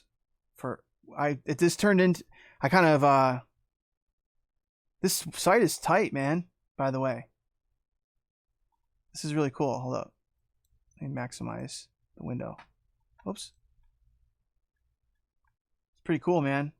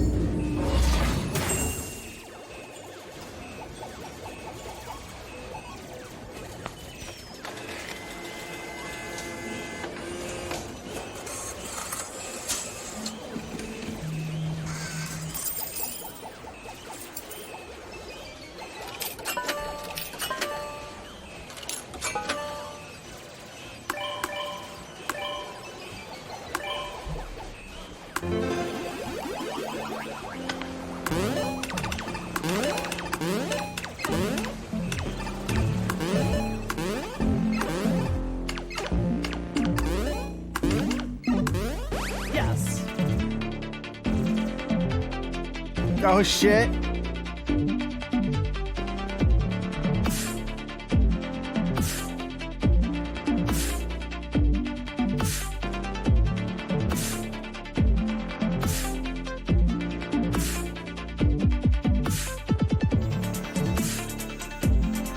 This also sounds like Keygen back when I used to be a little pirate, where I'd pirate some software here and there.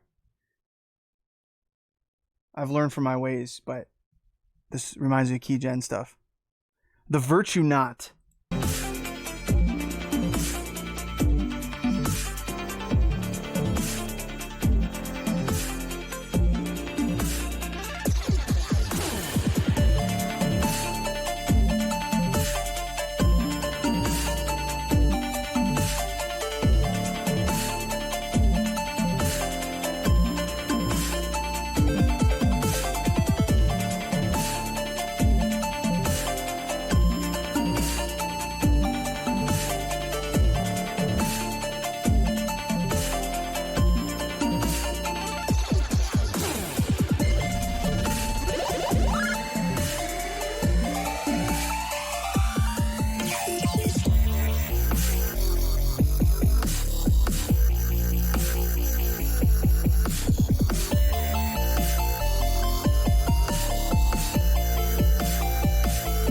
Oh shit, I can chat with the Virtue Knot?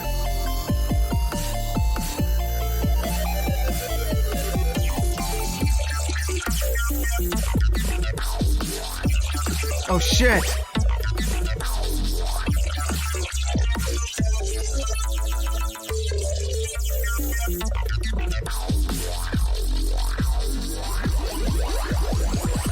Damn, I was hoping I could chat with the Virtue Knot live. So are you the Virtue Knot? What the fuck's going on here?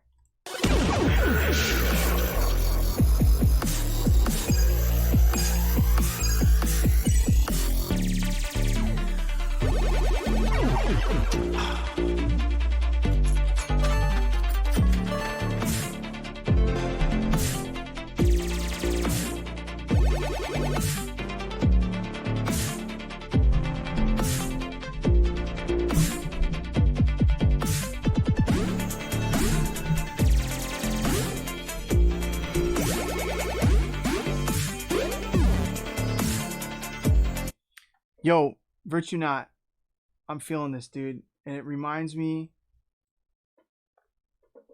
of all the keygen shit that I used to listen to growing up. So there's like some nostalgia there.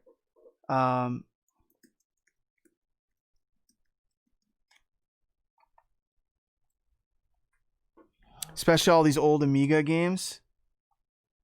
Man, this shit was so sick. All this stuff visually too.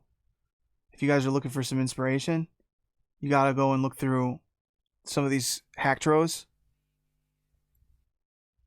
One of them was like hacktro, bitmap brothers. These are like some of the best. Xenon 2.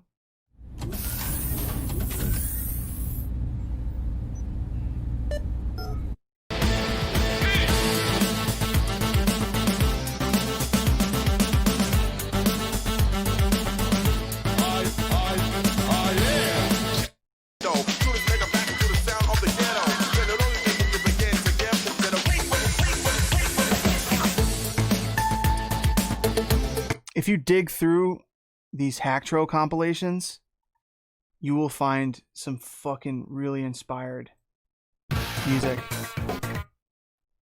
Music and a oh damn, they did a whole developer spotlight on this. But some of the music for these games and some of the hacktro intros were so fucking good.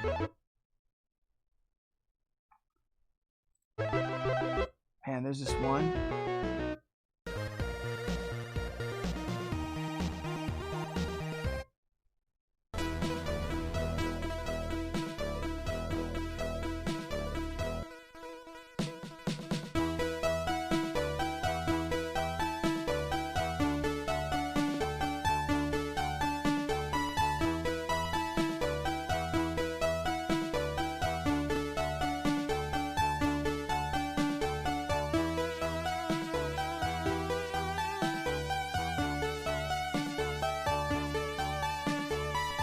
What's this one?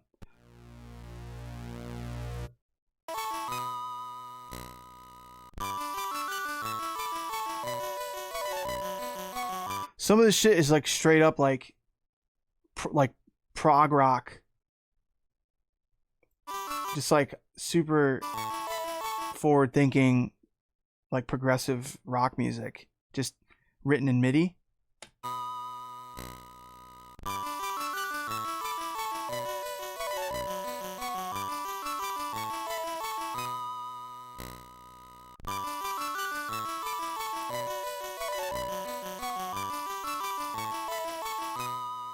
This is just a loop.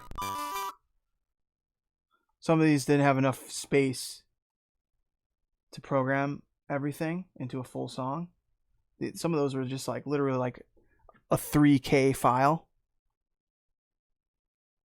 3 kilobyte file. 5 kilobyte file. Some of the like the entire fucking program is like 20 kilobytes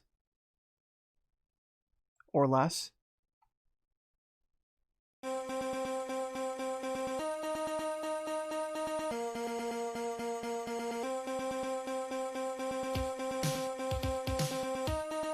This reminds me of the Virtue Knot.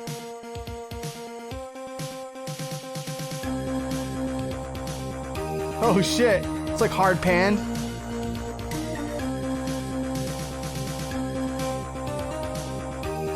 Oh, this is like the fucking... This is definitely like the Virtue Knot. Where the fuck is the Virtue Knot now?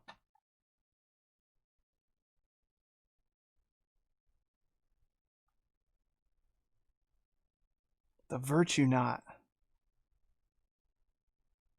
So what's the story behind the Virtue Knot? There you are. Antenna. The Virtue Knot, using music, lyrics, software, and art to save this dimension from collapse. First off, thank you.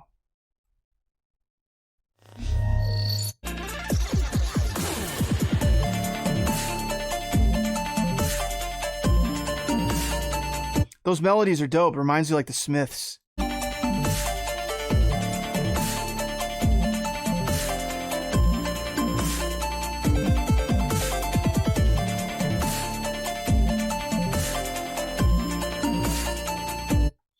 Definitely some 80s vibe.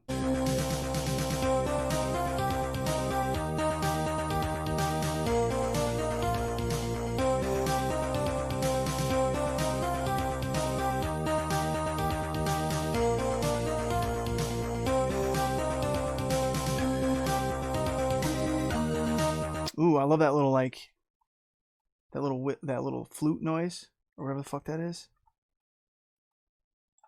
I like all those. Oh, you know what's got a really good soundtrack from like 80s Amiga is Shadow of the Beast Amiga official soundtrack. This is fucking...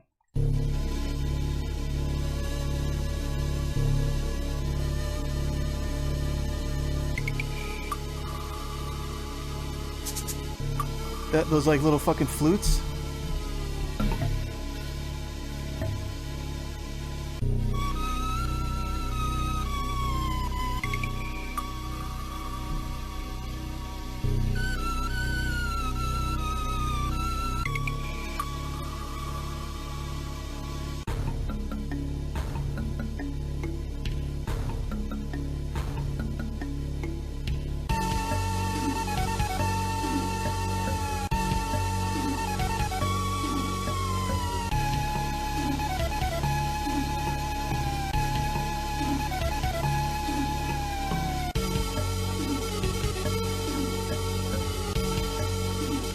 Listen to those noises. Listen to that. Listen to this noise. The flute noise has so much white noise on it. Do you hear that?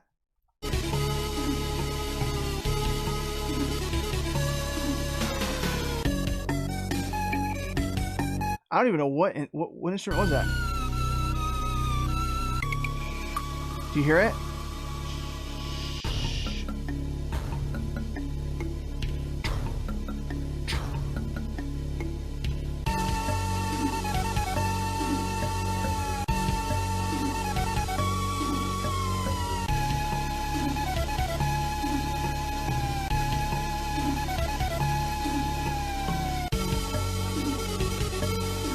Listen to that shit.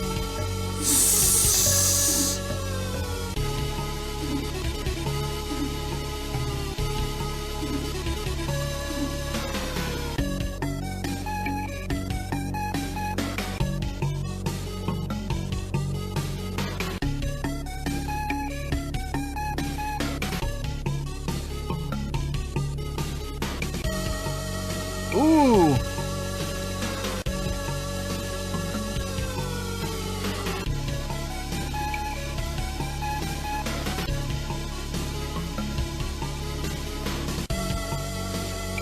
So fucking dramatic.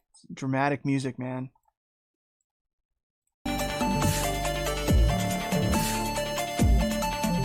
This reminds me of it sounds like the Smiths to me.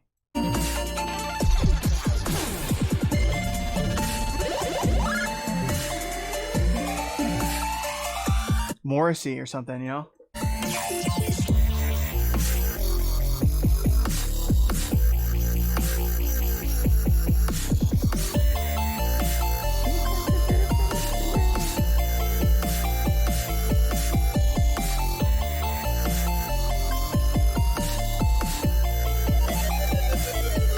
Oh shit. Yeah, I was really inspired, man. The virtue knot. I'm feeling it. I'm feeling this. I'm feeling the eccentricity of what you're doing.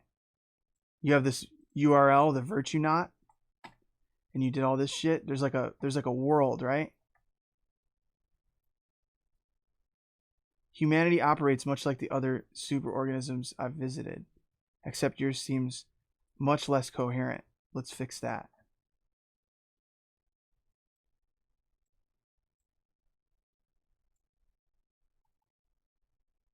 You kind of like broke the fourth wall though here with this little disclaimer. I think you should fucking delete this shit. This is fucking strong. Why?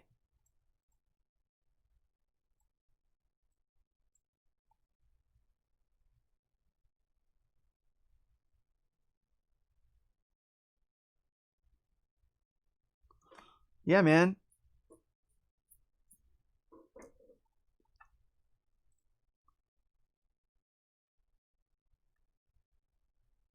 I'm feeling the eccentricity. Cool. Thanks. I thought it was spam at first because it was just like a website. I didn't expect you to service a demo that way. That's cool, man.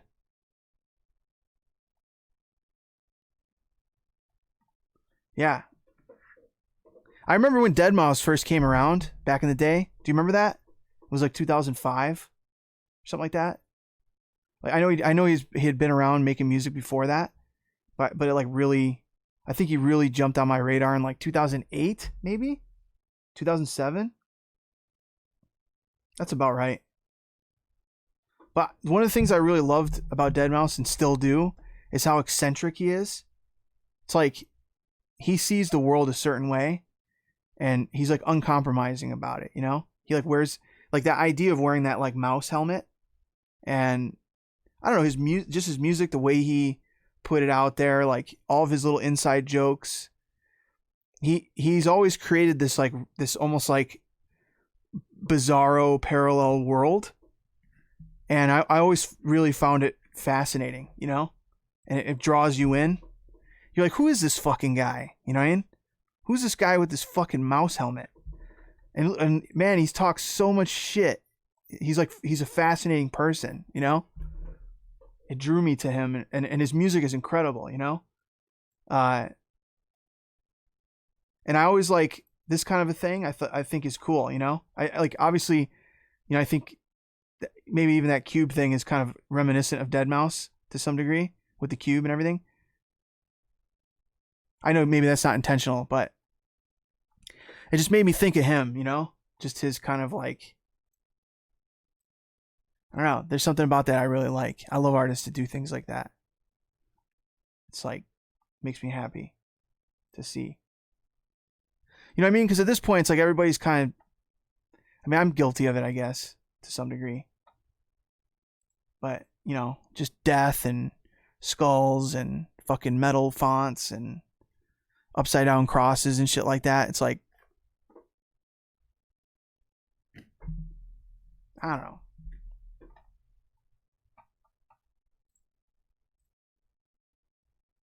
I like the imagination world that the virtue knot created. It's cool. Like, who is the virtue knot? I love it. Sorry.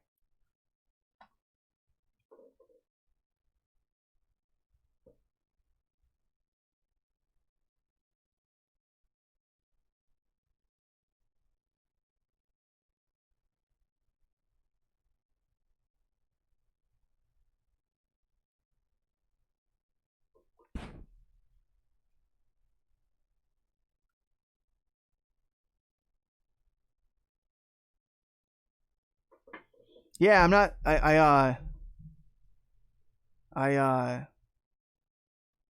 don't know. I don't know that I'm giving anybody feedback or anything. I'm just talking. Sorry. I just kind of go off on tangents. But this is a studio session for me. I was gonna say, I just wanted to mention that just going into the studio and just listening to music and talking about it, like I think there's like some pressure sometimes that people feel that they need to go in the studio and make something. just talking about music and listening to music is real. It can be really inspiring, you know. It might not even be in the moment, but like later on, ideas start to kind of in your subconscious. They start to swim up to the surface when you listen to stuff. Think about it, dig into it, start taking things apart, start taking people's ideas apart, ask them questions about it. It's cool. Honeycomb.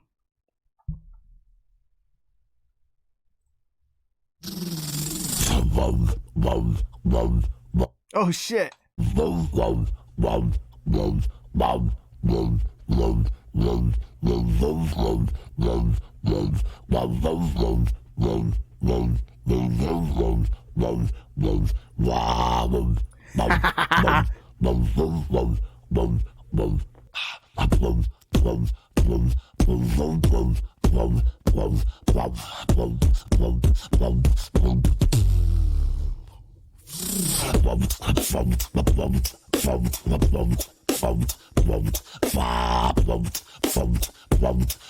Yo, this is dope.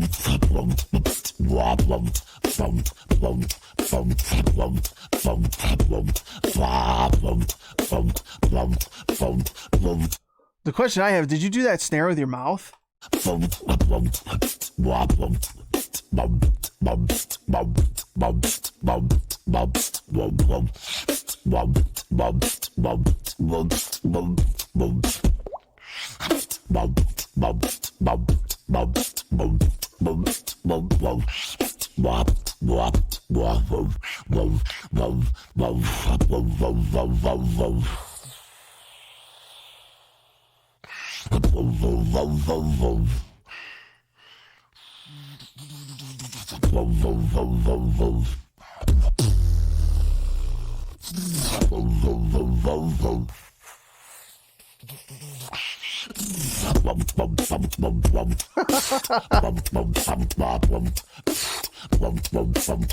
Oh shit.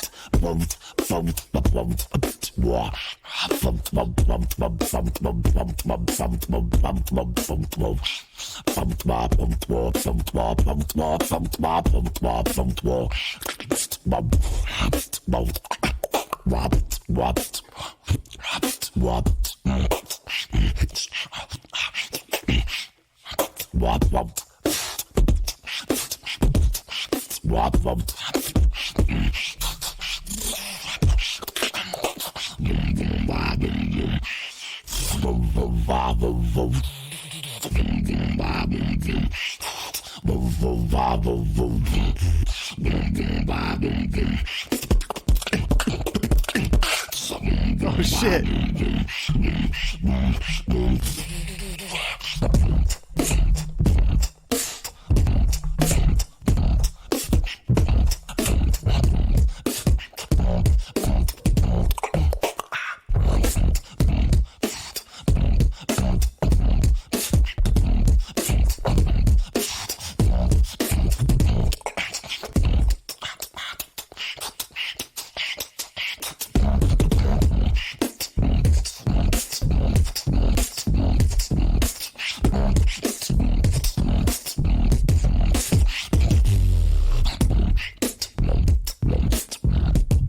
Yo, this is crazy, dude. I was not expecting something like this. This is great. I don't even know what to say other than this is great, you know?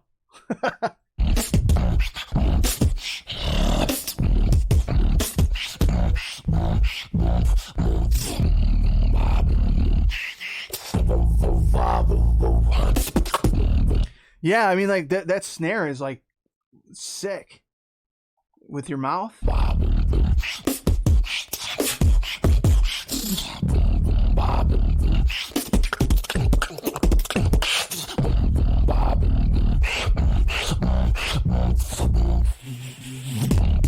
Let's just go get food, dude. What's inside my head? I'm feeling it, dude. Thank you for sending that. That's awesome, man. All right, Spaghetto's been trying to get my attention over here. What do we got?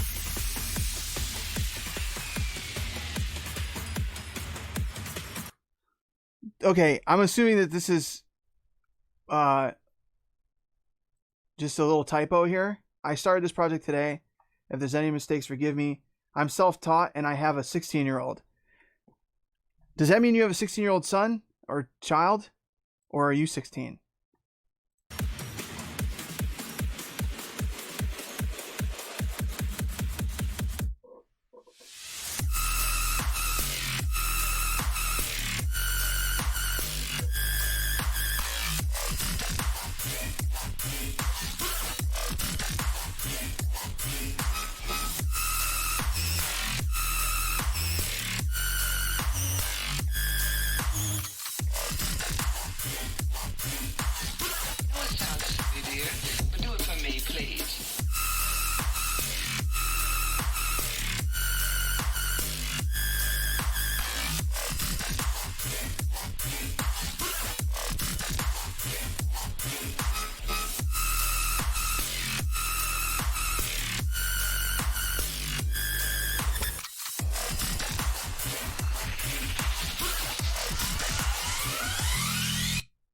All right, Spaghetto.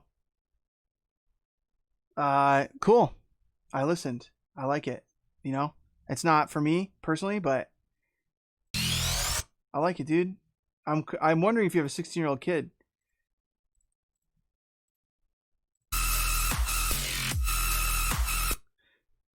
Some rail riding music.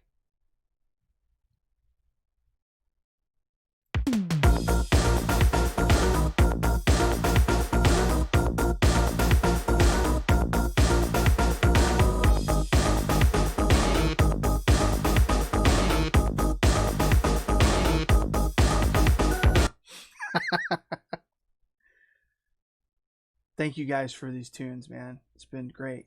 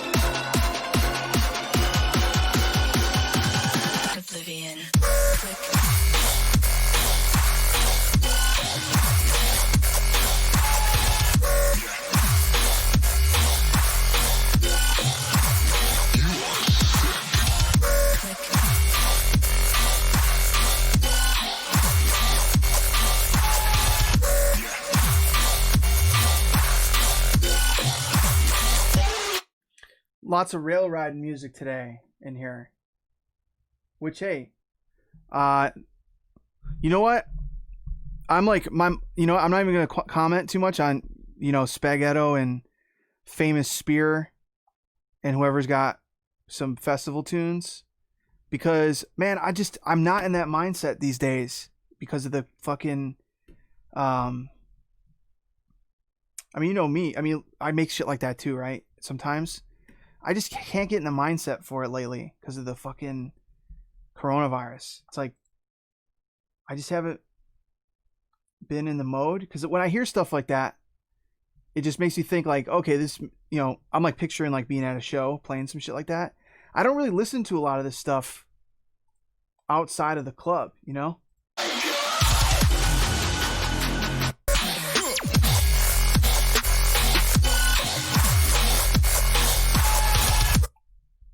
I mean, I'm sure it'll go off.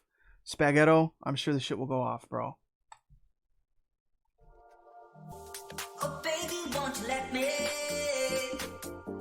Won't you let me back again? Who's singing? Is that you? 'Cause I will never let you. Never let you down again.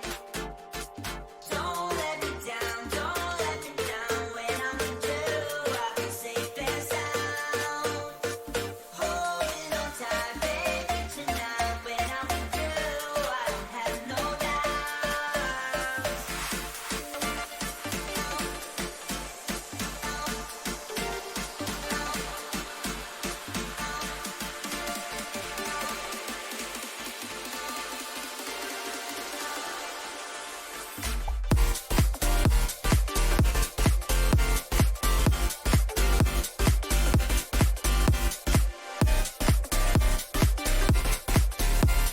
This is cool, man.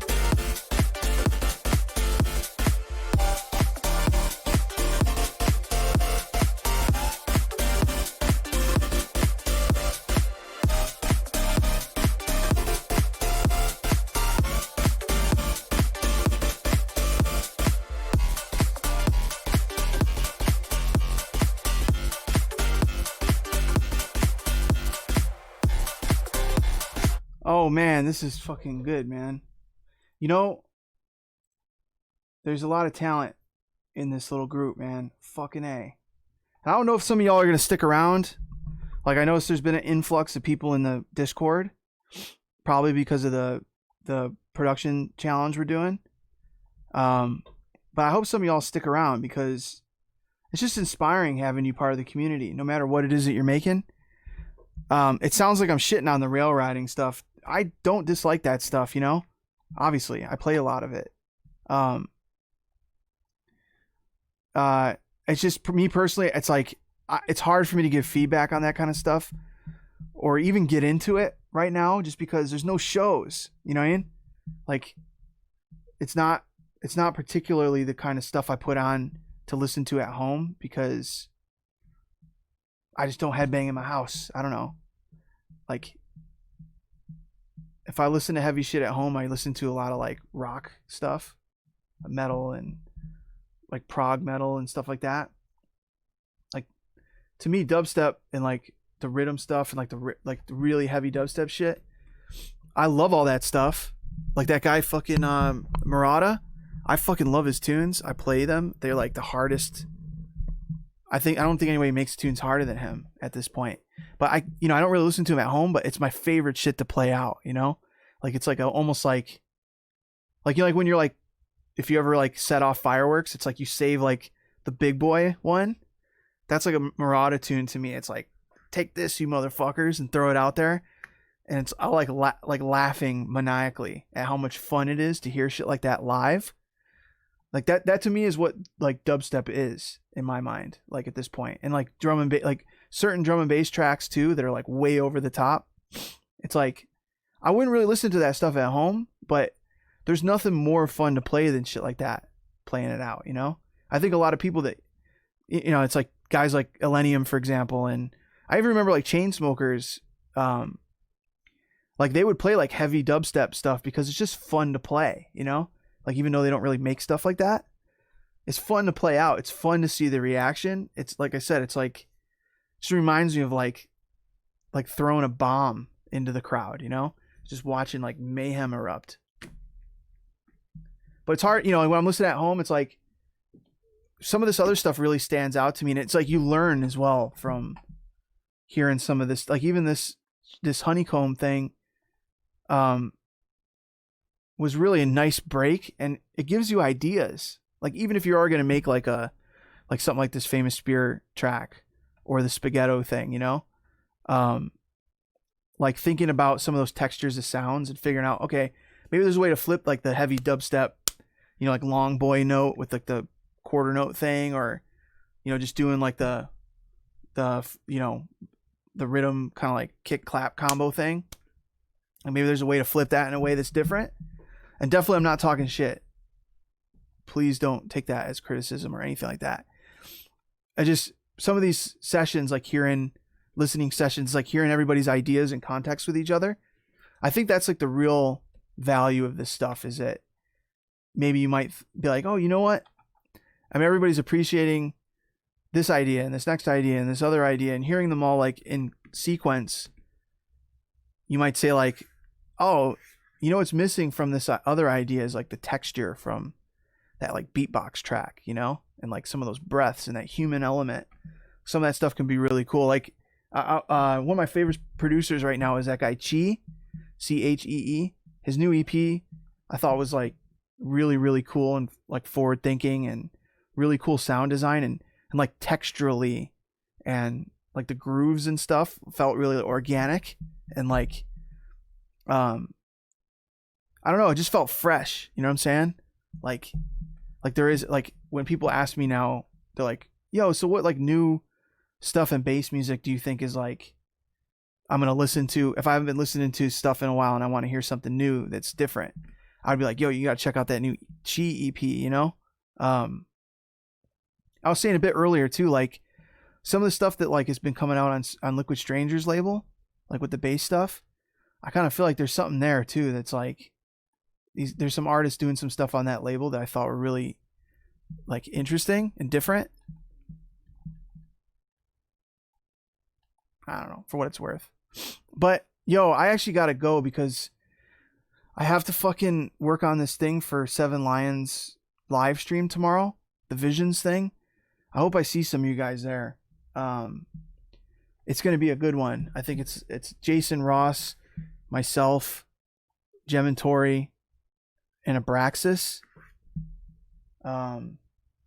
which will be cool. Everybody that's here from the Discord, you know I love to see you every week, and I'm really bummed I missed last week because of the whole internet situation. But now we're here. I hope the internet is way better. I'm gonna go back and watch the video and talk to some people about how it worked out this week. But I think I did. I think there wasn't really a lot of problems, right? If I missed some people's stuff, like I didn't play your shit, I'll get around to it, you know? Like just I'll look at the Discord and see who I missed this week. I will try to make it even, you know? I don't want to turn it into like a fucking, you know, like there's a spreadsheet and I have to like make sure I get everybody. It's not going to be like that. I'm just saying if you're part of the community and you're posting, I'm definitely going to check your stuff, you know? And I meant everything I was saying today. Like I'm going to try my best to help out people in the community. And there's so much talent here. And outside of what's going on in this feedback session, like it's been really cool to see how, you know, we've been able to come up with some ideas together, create some stuff together. I pulled up my my Instagram because I retweeted or I reposted. That's my cat. But Sam, dude, I can't hear the music though. How come I can't hear this? Is there a way to hear it? Oh well. I wonder why you can't hear my story. But long story short, he tagged Ida here. But Sam's playing over the top of the track that we started. Actually, I guess maybe it's in WhatsApp. Never mind. He sent me a video the other day, and I was like, oh shit, he's working on it. But I thought that was really cool. It's like, it's a really simple thing, I guess, but just the idea that that whole song has started to come into being, like just like even like working with Sam. I met Sam on that's Trivecta Sam. I met him on the Horizon tour a couple years ago with, it was me, Tritonal, Seven Lions, and then Sam was opening on a couple shows and we became friends on there. But I hung out with him besides like a couple of times at those shows. And we've really become friends over the internet in a lot of ways, and working on music over the internet. And I thought it was kind of cool. Like Ida sent him a vocal idea on Twitch, and then that vocal idea somehow ended up in our sample swap, which is right here. I think the vocal's still in there. Pretty sure it's still in there.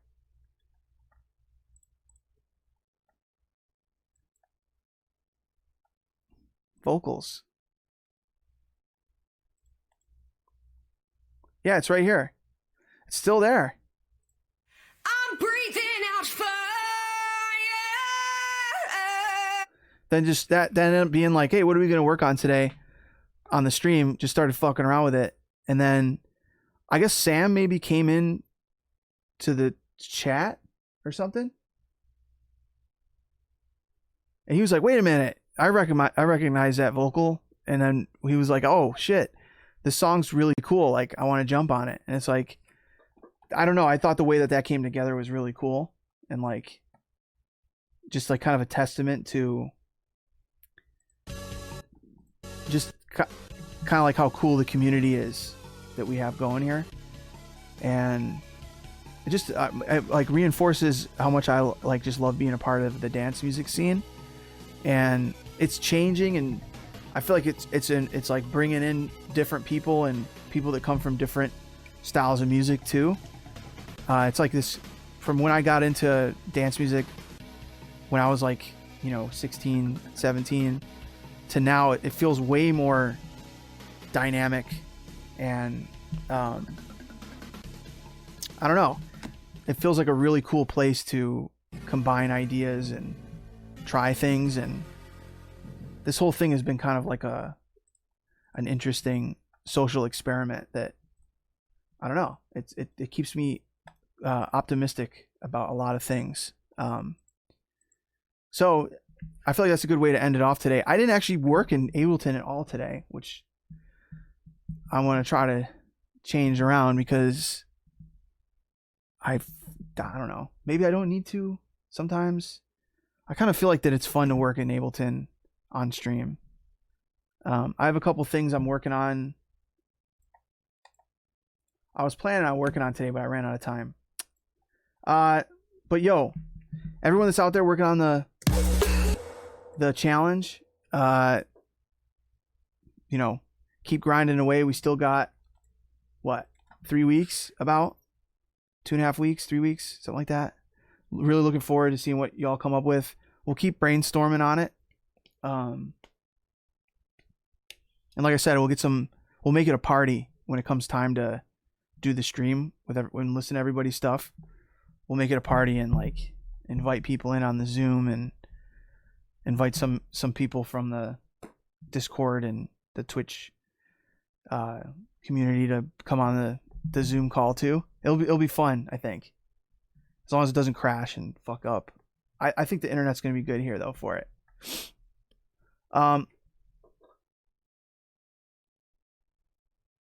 But anyway, yeah, everybody that was in here,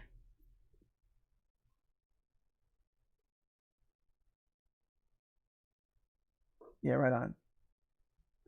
Yeah, thanks everybody. But yeah, everyone that came in today, thank you, and I'll see you on the Discord. I'm always on there, reading and talking a little bit here and there. And yeah, new people, welcome. I'm trying to think if I forgot anything. That's about it for today. This was a dry run in the studio. Feels good.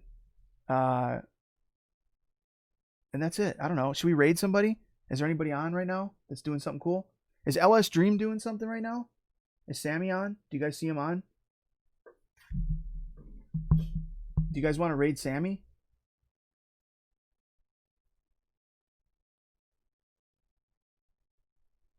I'll see if he's on. Tennyson.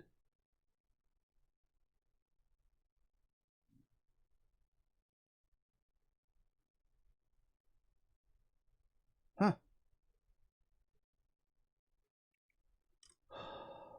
I don't see any of my like go-to guys online right now.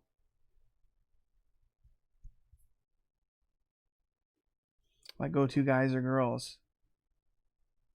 What's up with everybody not streaming today? Is it too hot?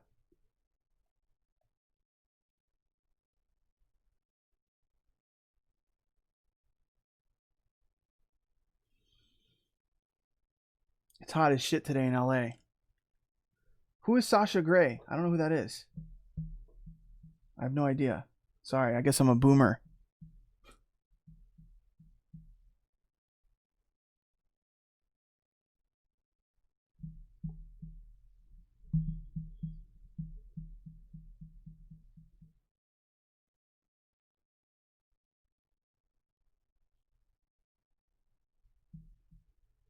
Wow, I'm surprised nobody's on today. That's really strange. I think maybe because it's like I'm stopping in the middle of the afternoon today. Oh, it's about time. This is typically when I cut it, usually. Yeah, I'm not gonna. Yeah. I saw that about getting banned. I'm like fucking definitely.